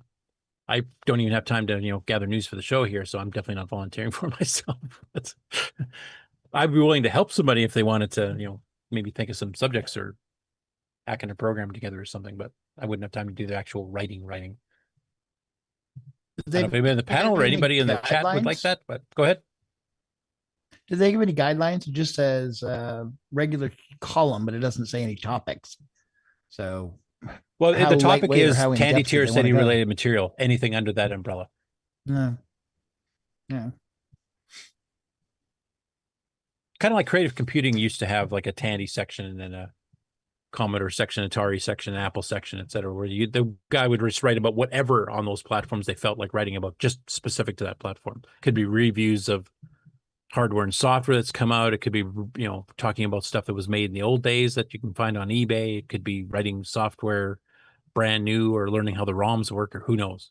I'm gathering that's what they're shooting for, is just basically anything on the generalized topic of Tandy Tier City stuff. That's pretty broad. You could just start with the basic hardware that's available these days. Start with some of the historic stuff too. Well, But- there's Like mention the CoCo STC2 one. This release is a good example. Yeah. There's actually a couple of organizational levels here, though, because as someone who would write stuff about the CoCo, I'm not going to volunteer to do this because they need, Model 1, and there's they need a foreman, for all those PMs. Well, if we get enough people that want to write CoCo stuff, maybe they'll figure the CoCo deserves its own separate column. Right, but that they need an editor, and I don't have time to be an editor. No, I think I because could it's write an an actual published article. magazine, I'm hoping to have their own editors check spelling and punctuation, Well, that kind of stuff. that's what they're asking for, though. Here is the Tandy editor to collect. Well, the not an editor. full They're asking Tandy for somebody to write a just says column like a contributor. columnist. It says regular contributor. Yeah, but who's going to encompass that much ground right now? I mean, I can do CoCo's, but I can't do Model 4s. You know, and they want someone that can do all of that. And who's going to do that? That has time, you know, someone who can do that has. Somebody from Tandy Assembly maybe might do something like that. But honestly, I would just submit CoCo stuff, and if they get enough interest, they notice that CoCo is like outpacing the rest of the Tandy TRS-80 line by 10-1. Create a CoCo column then.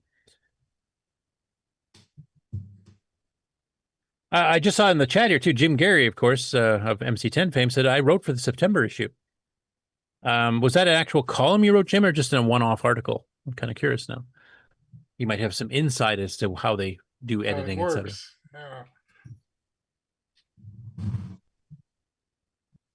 Next after that, Rich Stevens put up a Facebook video going into the Bouncy World client for the CoCo running through FujiNet. Once again, this does run cross-platform, but this will just show, and I'll just read his little description here. To those not familiar with this application is called Bouncy World. It showcases the FujiNet Wi-Fi adapter's ability to allow retro computers of different types to communicate with each other over the internet. And in this example, the Bouncy World client is running against a server on the internet that controls the objects you see on the screen.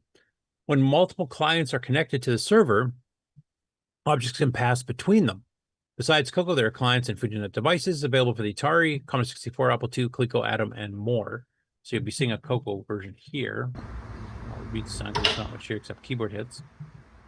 But you can see some of the shapes it's doing, and then basically this central server is kind of keeping track of where these objects are, and then anything that comes into view, it can actually get this equivalent, whether you have a CoCo, whether you have a Atari 8-bit or whatever. Nice. To see where all these objects are, and they get passed between each machine.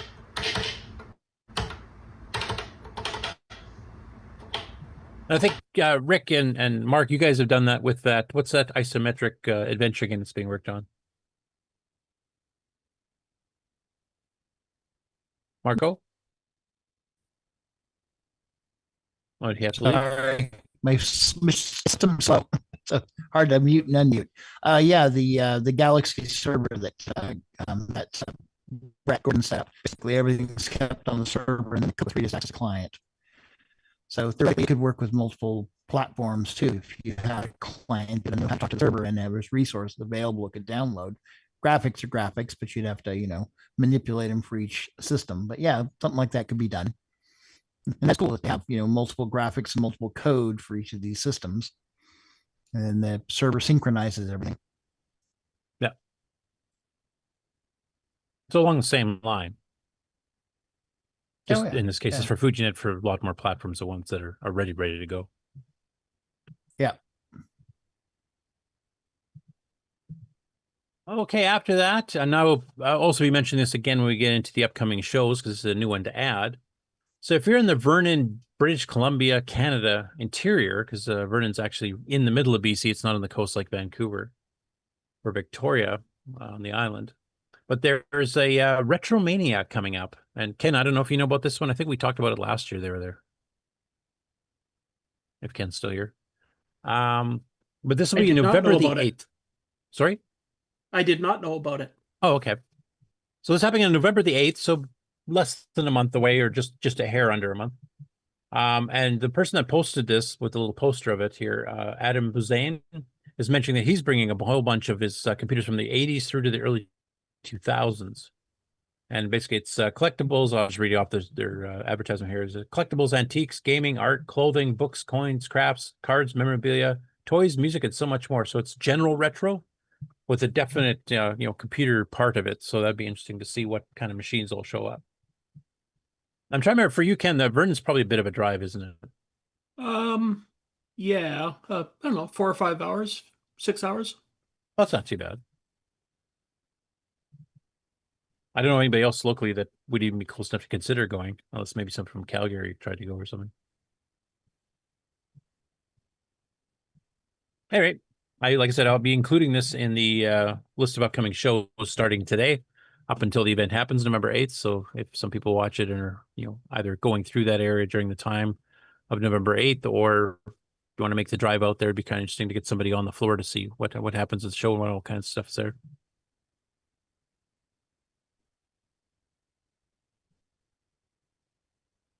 Next to that, Thomas Cherry Holmes himself, the creator of FujiNet, posted in the CoCo Facebook group that he's looking for someone to code OS9 drivers for FujiNet.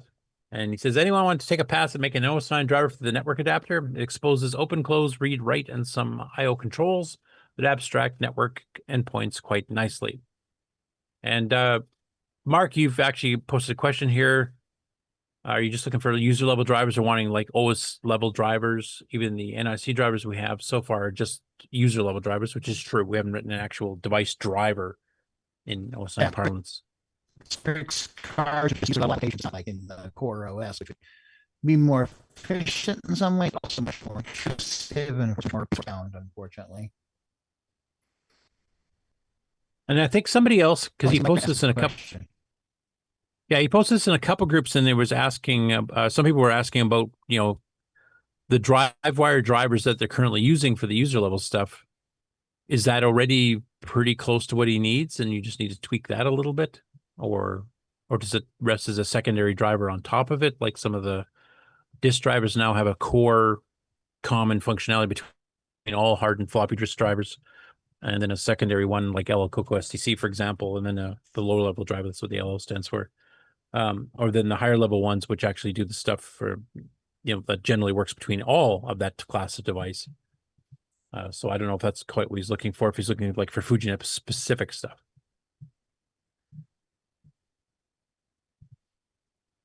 Next up here, this is the one I thought Ron would have some insight into, but apparently he's, I don't know, he's undercover and can't talk about it. Is that what's going on here, Ron? Well, okay. Whatever's coming to me, Ultrix has not contacted me, so I have no feedback for you. Okay. It's the Canada Post, honest. That's all it is. It's Or just that could all Canada be a Post. lie, and Ron knows he's just not allowed to talk about it yet. Do it. Let's see. Okay, I warn you, this is a longer one. The last few he's done these nice little quick 1 minutes, and it kind of adds to the plot. You kind of get this whole scenario going in the background. This is 4.5. So I will play it entirely because it's a great project, and I love the way he's kind of promoting this with all this background story that's coming in with a little bit of acting on his own behalf, etc. Of this alien invasion that they're, the Earth people are trying to stave off. I'm guessing that's what this is from his previous descriptions here, but let's take a listen for the next 4.5 minutes, shall we?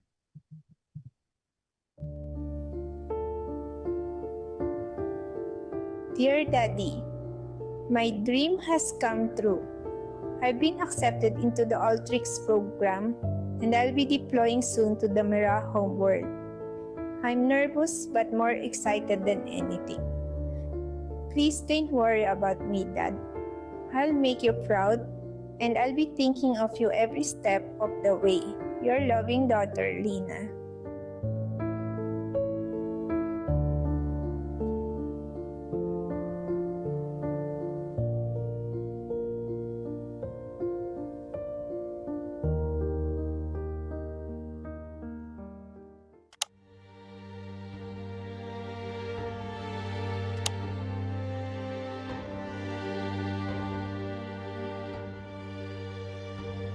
Boy, he's letting it all go.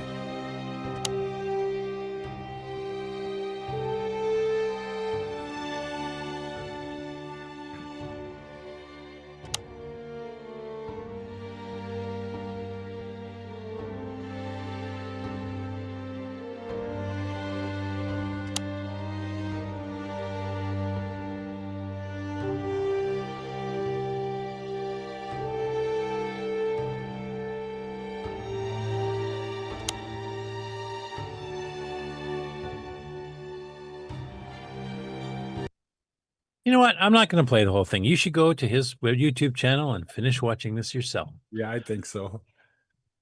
He's putting a lot of effort into this, so I want to get his view count up. But I love the atmosphere he's creating for this upcoming game. And Ron, a serious question. Has he given you any hint of a release date? No, but I wouldn't say bastards. But of course I just did.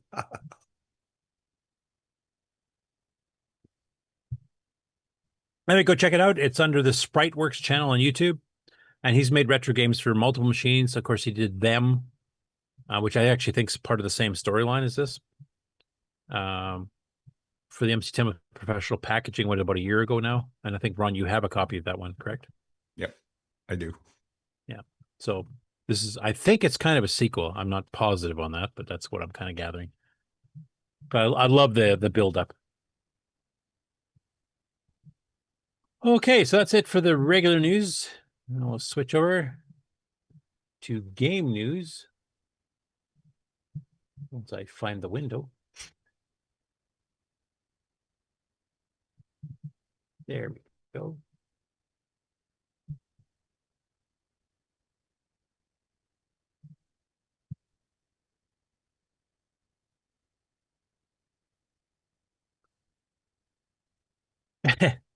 I was just reading catching up on the chat here too.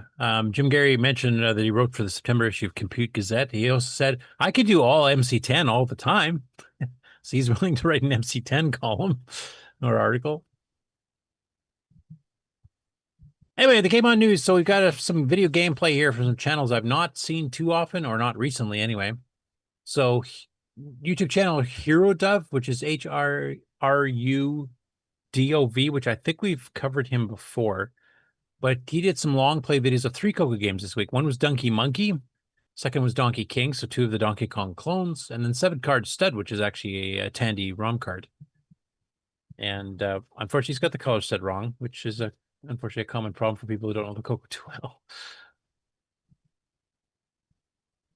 But he goes through and he plays, I think he actually managed to get to all the levels. So here's one that is unique to Dunkey Munkey, where they combine the elevator and the barrels together on one screen.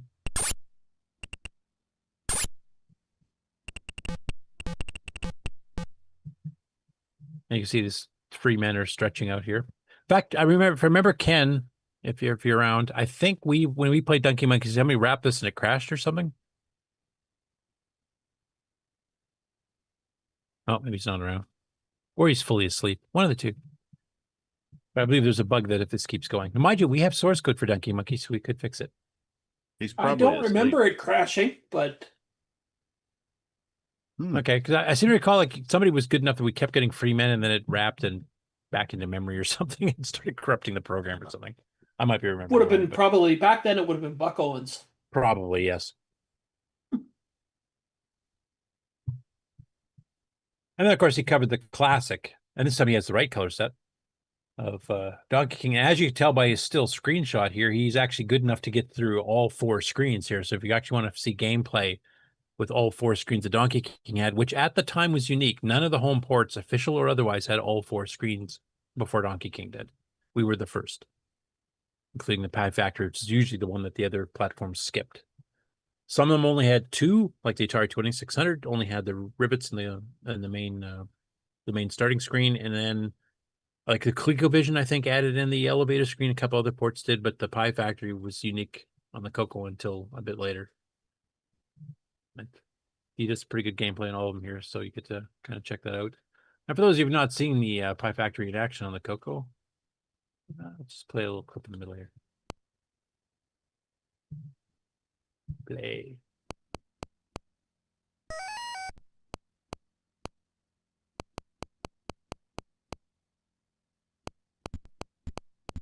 It's a little different in the arcade because some of these ladders actually shift up and down in the arcade version, but it's pretty close. So if you want the full authentic arcade experience on the CoCo, get yourself a CoCo 3 and try Donkey Kong, the transcode by Sockmaster.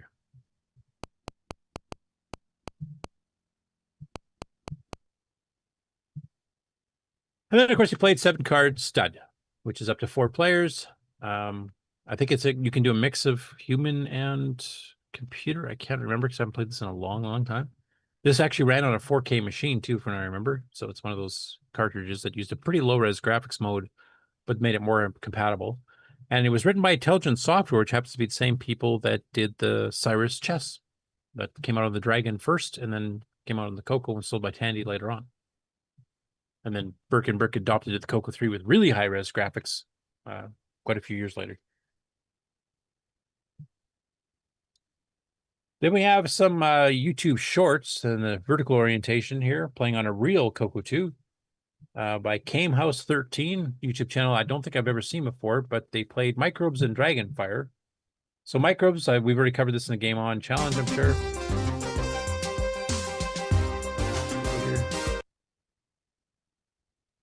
The Color Computer 2. Ad.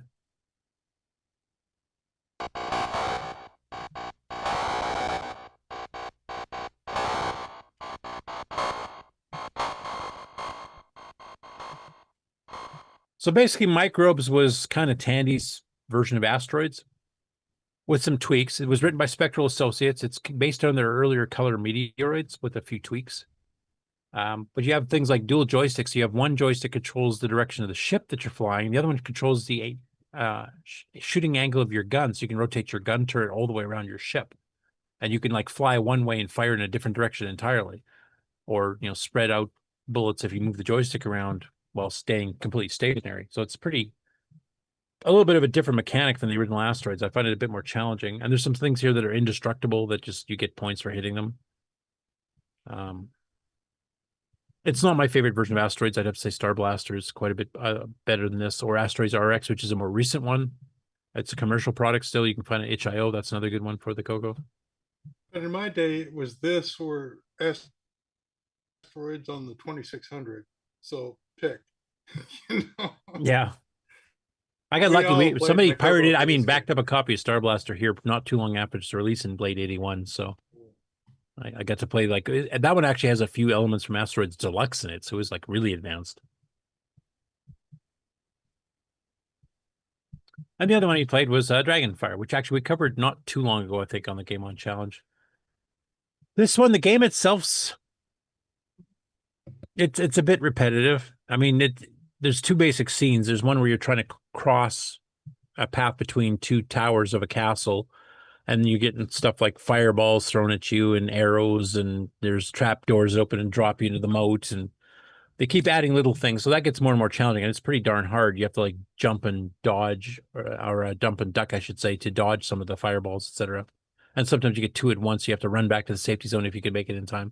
And the second one, which is shown on the screen right now, is the treasure rooms where you wander in and you have this green dragon firing fireballs at you with his mouth. You have to run and pick up all the treasures and then exit back through the second door. You come in on the right, you have to exit on the left. But that's it. That's basically the two screens. The big claim to fame for Dragonfire, it's one of the very few CoCo games, or programs for that matter, period, that show all 8 colors on an actual graphics screen, because it's switching the color mode bit on the VDG multiple times per scan line. Not just part of the screen has one color set, but up to 5 times per scan line, which is really, really tight timing to get that to work. In fact, the CoCo 3 by default does not show this correctly because the timing on the gimme is slightly different than the VDG, and you'll see colors shifted from where they're supposed to be, and the color set changes halfway into a line and that kind of thing. So this is one that, if you want to play it properly, requires a CoCo 1 and 2, or a Dragon probably could run it too. I don't know if Karen, if anybody else has actually ported this to Dragon, but it's a technical achievement by the programmer that did that. Unfortunately, the game is, it's okay.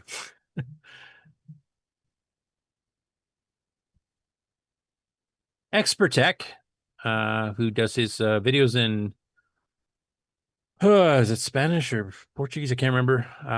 But basically, he's got auto-translate on his videos by default, so you don't have to do any weird settings in YouTube. You just play it, and it actually plays it back in English with an overdubbed voice based on his live voice.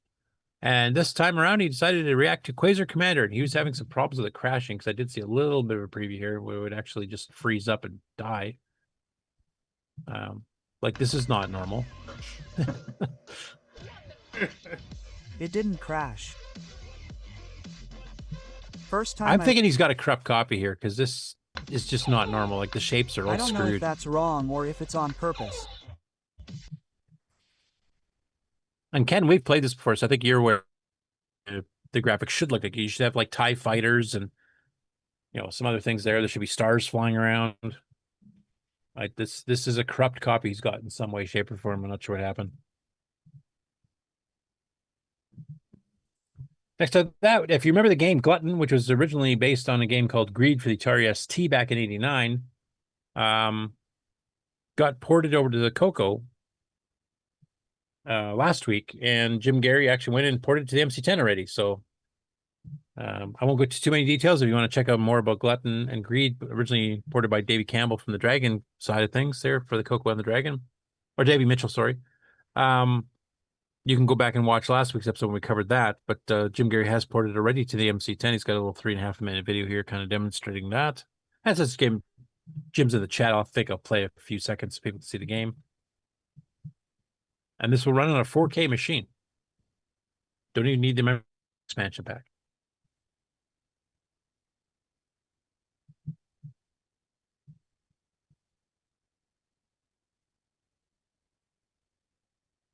You can see the Davey Mitchell credit and the original credit for Matthew Day for the Atari version. And it's kind of a math puzzle game, I guess is probably the best way to describe it.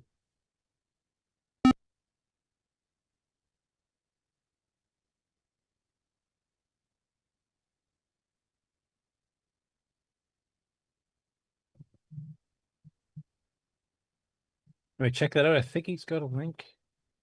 Oh, I guess he doesn't. You'll have to get onto his main site there to download the code itself. Or it might be on the Internet Archive because he's been putting a lot of his stuff up there lately too, where you can actually play it on the online emulator that's built in as well. David Mitchell, actually the author of the original port to the Dragon, says the MC10 version looks faster. Probably true. The MC10 version of BASIC is a little faster than the CoCos. I can't remember if that was due to it being written a bit later and they just optimized a bit better, or 6803, it's certain things that run a bit faster than the 6809 at the same clock speed. Next up after that, Attempts, a gaming channel by LRU, which I haven't seen for a while, but this is a guy that goes and plays a bunch of games on a bunch of different retro platforms and tries to get high scores submitted to one of the official high score sites, which you guys can participate in too if you guys want to see if you can beat some of the other people playing these generic games. I'm sure if we get some dedicated CoCo people or a Buck Owens or Taz or somebody here, we can probably just rip that leaderboard right up to the top. But this guy's here, they're playing a classic Dragon game called Cop to Snatch, which is kind of loosely based on Scramble, actually more than loosely based on Scramble, but it's a semi-graphics game. So you're actually getting like all the colors, 9 colors, including black. You get the fat, wide pixels, but you get nice, smooth vertical movement. Pretty good sound effects. There's high-speed scrolling. This game is, like a lot of the UK games, pretty darn hard. A little harder than we're used to in North America for sure. But it actually is a pretty decent game. Now, for those of you who haven't seen it recently, we did play it. I'll play a little bit because it'll actually show you a little bit of the gameplay here.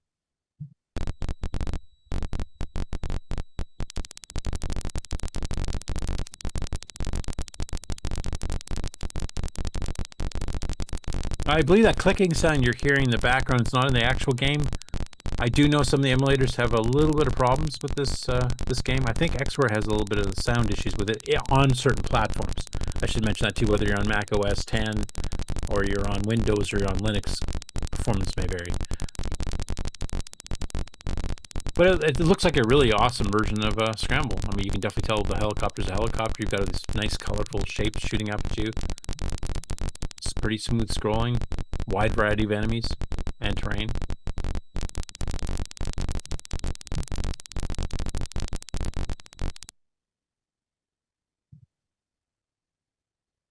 And then the last one on the gaming stuff here I wanted to mention, and I missed this when it actually happened, which is back in August, so my apologies, but we did announce that the latest Inufito game, Sabalas, has been converted to CoCo and the MC10 already, and Parasurat actually converted it to the Dragon, which is not much of converts. Basically, the CoCo version with the keys corrected, because it's hard-coded for certain key presses, which, because the keyboard matrix on the Dragon's shifted, it makes the controls rather awkward if you leave them to the original CoCo mappings.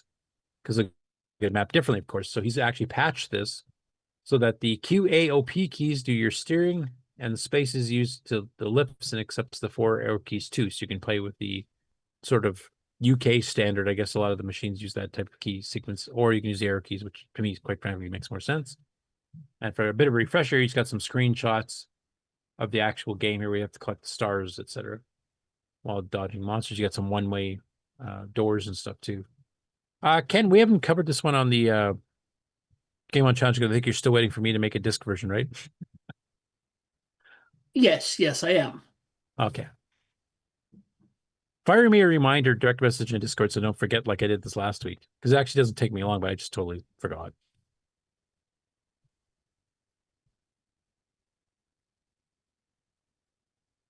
Okay, so that's it for the Game On news. I'm going to switch over to the upcoming events, which does have that new entry. And if some others have been retired, if the events have already happened. Let's see.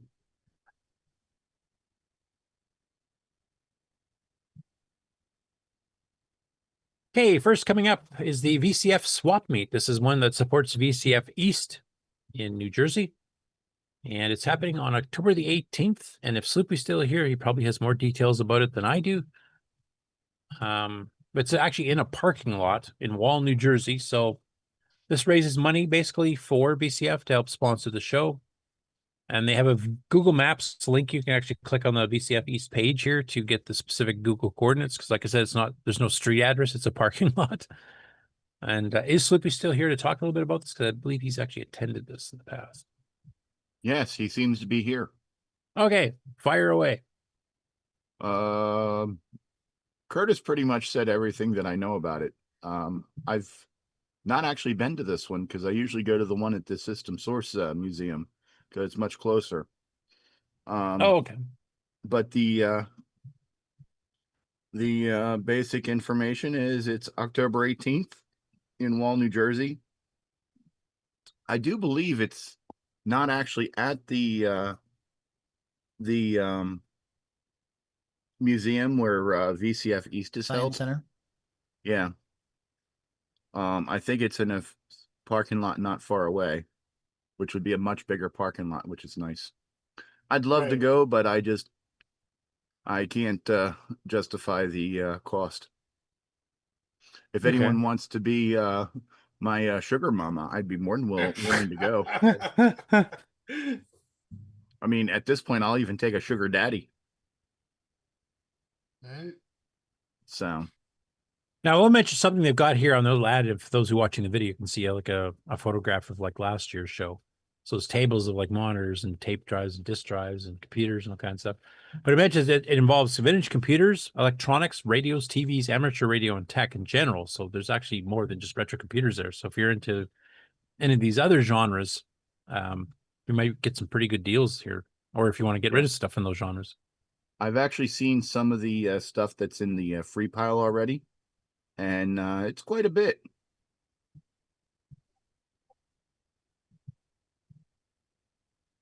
Anyway, so that's coming up literally next weekend. Yeah. If you're in the Wall, New Jersey area. Next up about that, we have Show and Tell Browse Discuss Vintage Computers meetup. So this is the Dallas-Fort Worth Retro Computing Group's meetup that happens multiple times a year. Bob Emery tuned us into this one.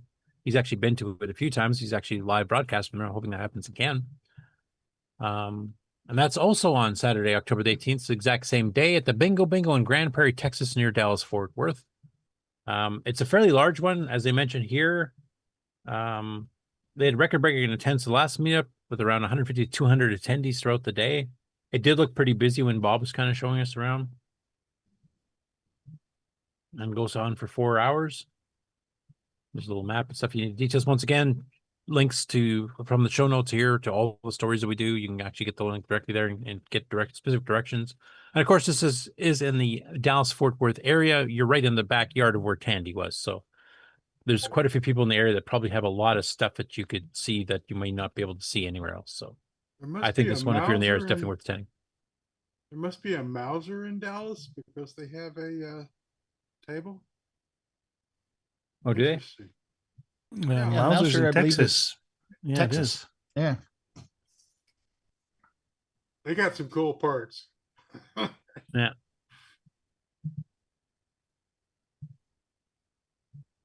That same weekend, so next weekend's busy. There's 3 shows at least here that we're aware of. Is the Portland Retro Gaming Expo, October 17th to the 19th at the Oregon Convention Center in Portland, Oregon. Obviously, this is definitely gaming oriented, and it's not just video games. So it does cover home consoles, home computers, arcade machines, a little tabletop electronic ones. There's a whole bunch of the supporting stuff. It does, cloth, things you can get. There's toys and plushies and all kinds of stuff there because Tim and AJ have been to it before and kind of showed us around a little bit. It's a fairly expensive show from what Marc has told me. And I think Tim and AJ also said the same thing. Yep. But if you're really heavily into retro gaming in particular, I think it might be definitely a worthwhile one to go check out. And it lasts the entire weekend. So next up, that is the one we just added in, so I won't repeat too much about it. Just to remind you that British Columbia, in the city of Vernon, which is a nice small city, so it's not too hard to navigate. I think it's around, what, 100,000 people or less, I think. Is on November the 8th, and it's General Retromania. It's not just computers and games and stuff like that. It's also, you know, cards and crafts and books and coins and clothing and all kinds of stuff too. So if you just want to get out to a general retro show to, you know, take yourself back to the 70s and 80s, this would be a good one to go to. And there will be some computer stuff there and hopefully CoCo stuff as well. Next after that, we have the Retro Computer Festival, which is being held November 15th to 16th at Cambridge in the UK. And this year's theme is gaming, so that's a pretty common theme here. And I know some of the Dragon people have been already talking about getting suggestions as to what would be the best games on the Dragon 3264 to represent the Dragon at the show, because there's multiple people in the Dragon community that are planning on attending this. I'm just showing you the one link they put on their Facebook page, which basically is just listing the Saturday events and what's happening there and the prices. There is also the Sunday as well. And there is a separate link if you want to go there. There is tickets that you have to pay for to get into each day. And there's also counts if you're younger or a child. There's also the concession if you want to get some food there too.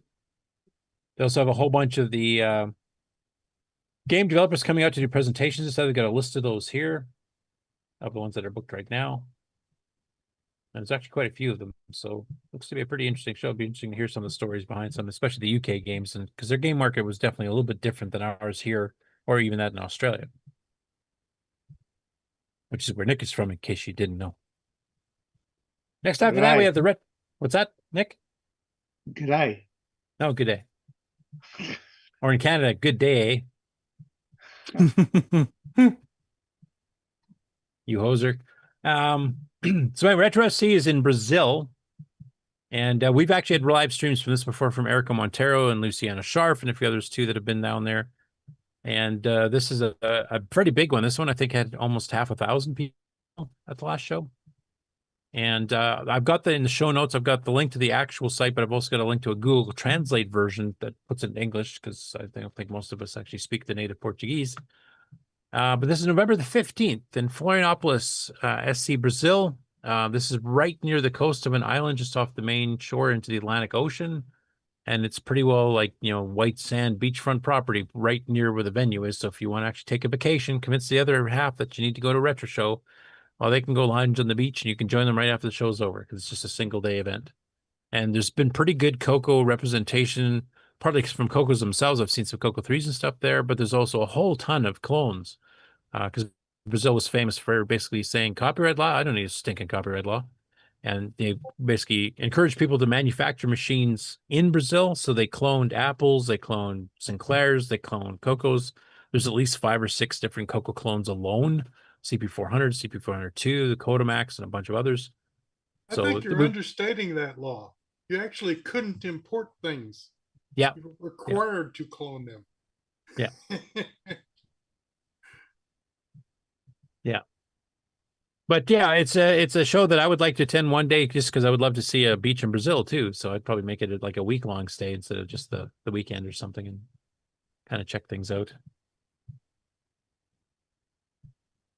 Next after that is VCF Montreal, the very first officially sanctioned VCF in Canada. And of course, being Canada, we decided to stick it right in the middle of winter. Of course. It represents Canada, right? Winter? Yeah, so we'll toughen you all up there. So if you can handle that, you can handle any show anywhere.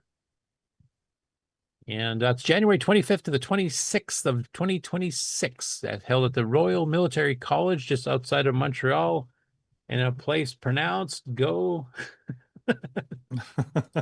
Frederick, because I always get this wrong. Let's see if I can read this. Collège Saint-Jean-sur-Richelieu. Yeah, what he said. So there you go. What did he say? Saint-Jean sur Richelieu. Yeah, Saint-Jean sur Richelieu. Richelieu. I can't roll my R like Yeah. It's those subtleties that I screw up.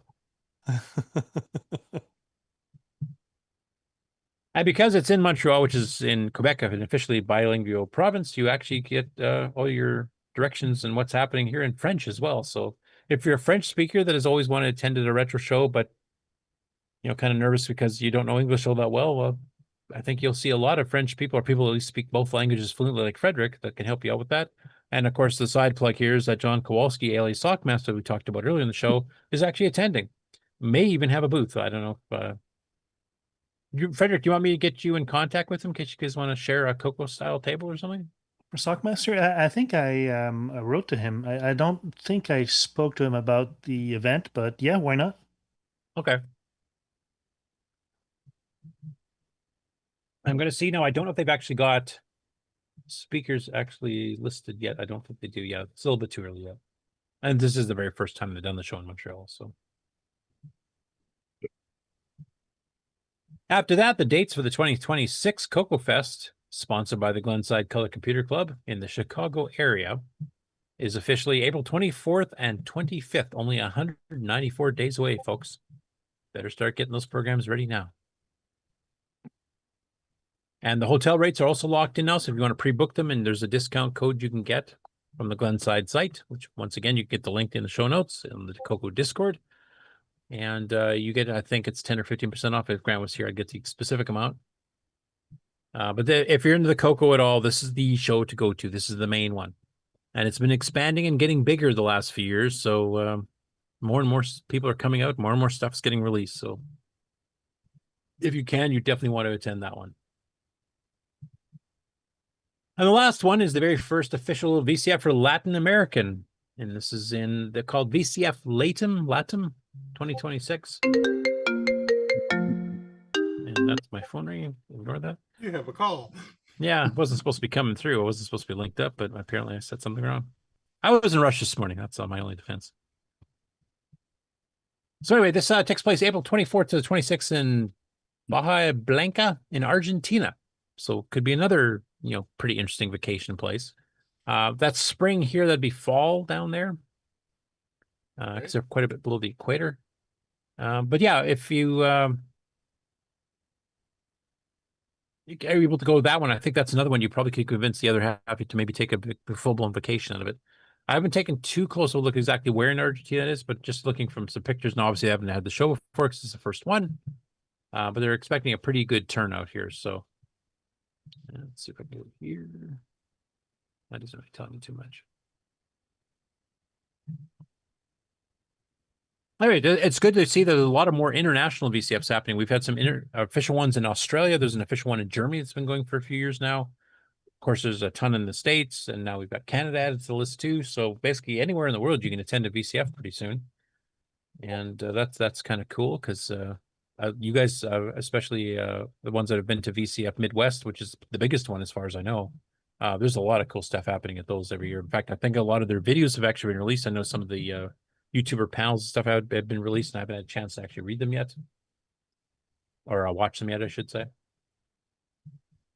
And that's what I have for upcoming shows so far. If I've missed any, please email me at curtisboyle@sastel.net or leave a message on the news topic suggestions in the CoCo Discord, and I can add them to the list. And if you have links to a website or something to guide people to get more further details on it, please include that as well. But I think that's all I've got. Septandy's over, so hopefully things will slow down a little bit, but you guys keep coming up with new projects, so the news never seems to slow down. Well, it's only half a year till the CoCo Fest, so we got to get going. Yep.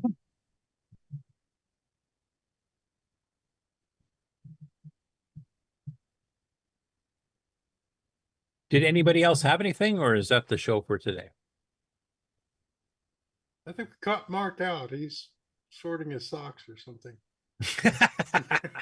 Oh, there he is. He's sorting piles of cat puke or something. Yeah. No, apparently the cat must have walked across the keyboard and muted me. Which is probably good because you guys didn't hear this nice sneeze. So no, that's everything I had on my list. Oh, one thing I will mention, the CoCo 4s special. I'm going to try to hammer out a date here because I've got so many extracurricular things happening over the next couple months here that I'm still trying to get a handle on what all the dates are. Trying to figure out what the best day would be. But we've got some volunteers with variety machines. We've got MM1s. We've got covered now. We've got the System 4 from Rick. We've got the TC9. Hopefully mine still works. I can fire up, and hopefully we'll get a few others there too. But Joel, Evie, and a few others have definitely got some stuff ready to go for that. He's been asking me when we're going to have it. I'm hoping to have it probably early to mid-November would be my guess.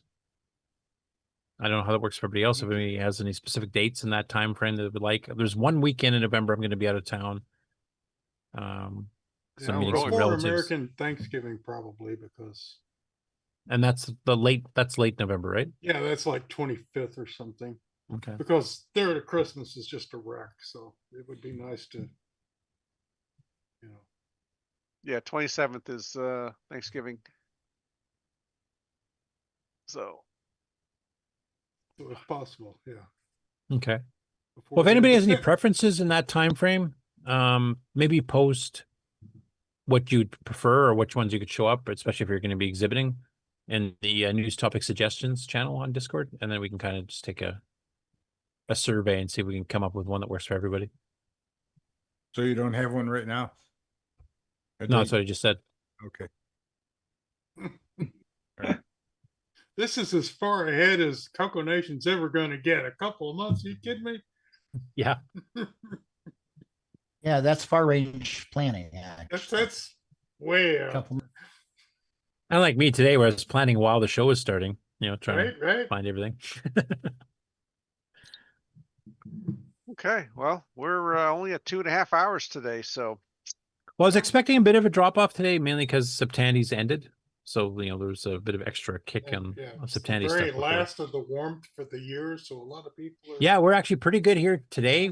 I think we're in the low 20s, which would be like 70, 75, and then it's dropping down to highs in the 40s literally in 2 days. So, and a chance of snow on Sunday. Woohoo! This is also OU Texas weekend, which means most everybody in the state has already gone to Dallas. Yeah, no one in Oklahoma is in Oklahoma, and everyone in Texas is in Dallas. Cotton Bowl. Yeah. So what is this that's happening? A football game between Oklahoma University and Texas University. Oh, okay. Yeah. It's a rivalry. Like Texas A&M or which Texas University? No, the main one. Yeah, University in of Texas. Austin. Texas. Oh, there ain't no sub things here. It's been played every year for the last 100 and something years. Right. This is football country. They played it before the Cowboys were allowed in the Cotton Bowl. Now played it long after they left. And then also in service of our viewers and listeners that are watching live, or even people in the panel for that matter, since some of us don't change time zones, when do you guys have your DST change? When my computer tells me. Right. But it's pretty close. The first weekend. The first weekend of the 31st. Nope. Yeah, first weekend in November. Okay. So it's just a few weeks away then, and it switches. And then it gets dark at 4 o'clock, and yeah. Great. Ron and I don't have to worry about that. We just have to worry with which way. Are we sleeping in an extra hour, or would you have to get up an extra hour early? Right. And then for about 2 days, I think I should move back to Saskatchewan until I realize how cold it is there. It's been pretty warm this week. So I've been like the mid-20s all week. Oh, warmer than here. But of course, right in now, January, the temperature that's here right now is going to be the same in January. Right. It's going to be good. Yeah, we're 24 right now, Ken. It's like 75 in Fahrenheit. We're 11. Mid 50s here and overcast. It was rainy. Well, my thermometer says 99. Yeah, it's because of all those tropical storms and hurricanes in the Atlantic Ocean that we've got these cloudy things. Right. All the water. And by Monday, we're going to have a high of 41 Fahrenheit and a low of 30. I don't understand. What's this temperature that you're talking in? Yeah. It's you know how they have like the number and then an F after it. That means freedom unit. That means freedom units. It means their measurement style is fract. And then they'll have a number. Then they'll have a number. The temperature that the rest of the world got rid of. Yeah, and then they'll have a number and then a C after that. That means Canadian. No, that means everybody else in the world. That's Canadians. Including Canada. And Australia. Yeah, And the UK. The C stands for everyone, but there's like everyone one other country that still does freedom. What is it? Some African country? Some African warlord country, because the warlord refuses to change. Okay. Well, let's see. Let me find. Where's the fork? Yeah, here's the fork. This concludes another episode of the CoCoNation, the world's leading live interactive talk show featuring the Tandy Color Computer. For all things the CoCoNation, visit us on the web at thecoconation.com. We'd love to hear from you. Send feedback, suggestions, even segments via email to show@thecoconation.com. The CoCoNation show would not exist without the community and its cast and crew. The CoCoNation theme song, copyright 2022, D. Bruce Moore. Mixed, mastered, and produced by D. Bruce Moore. The CoCoNation is over. Join us on the CoCo Discord server. CoCo forever. Okay, well no. Is that it? Is it a wrap? That's a wrap for today. Happy Thanksgiving, everybody. Oh, wait. Happy Thanksgiving, Canadians. Happy Thanksgiving. Happy Thanksgiving. That's okay. You gave me an idea for dinner tonight. Do you guys cook turkeys and hams and stuff like the same way we do here? Yeah. Okay. Cranberry Pumpkin sauce, pie. gravy, the whole shebang. Turkeys, It's Brussels a sprouts. Western Hemisphere thing. All They right. just- Well, Western Hemisphere. Yeah, I'm a they little just spread jealous. it. Yeah, they just spread it away from Christmas more. Yeah. Yeah. We just decided to actually do the Thanksgiving at the time that you would be harvesting all the food. Yeah. Well, Also before the snow hits. the growing season's a little shorter up there.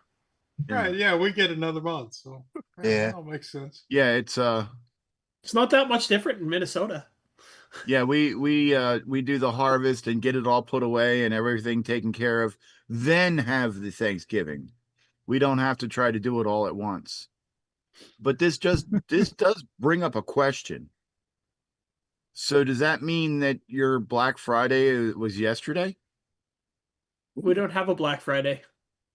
We Well, kind of Thanksgiving's Monday. unofficially do. Yeah. We just do what you guys do on the same day that your Thanksgiving weekend, but our Black Friday sucks And up that's, here that's because fairly recent. We used to honor Boxing Day. Boxing Day is December 26th the was day, our big right? sale.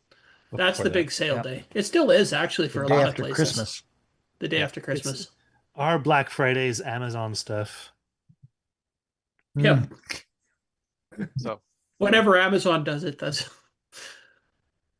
okay. So you have Well, to pay full price. Ouch.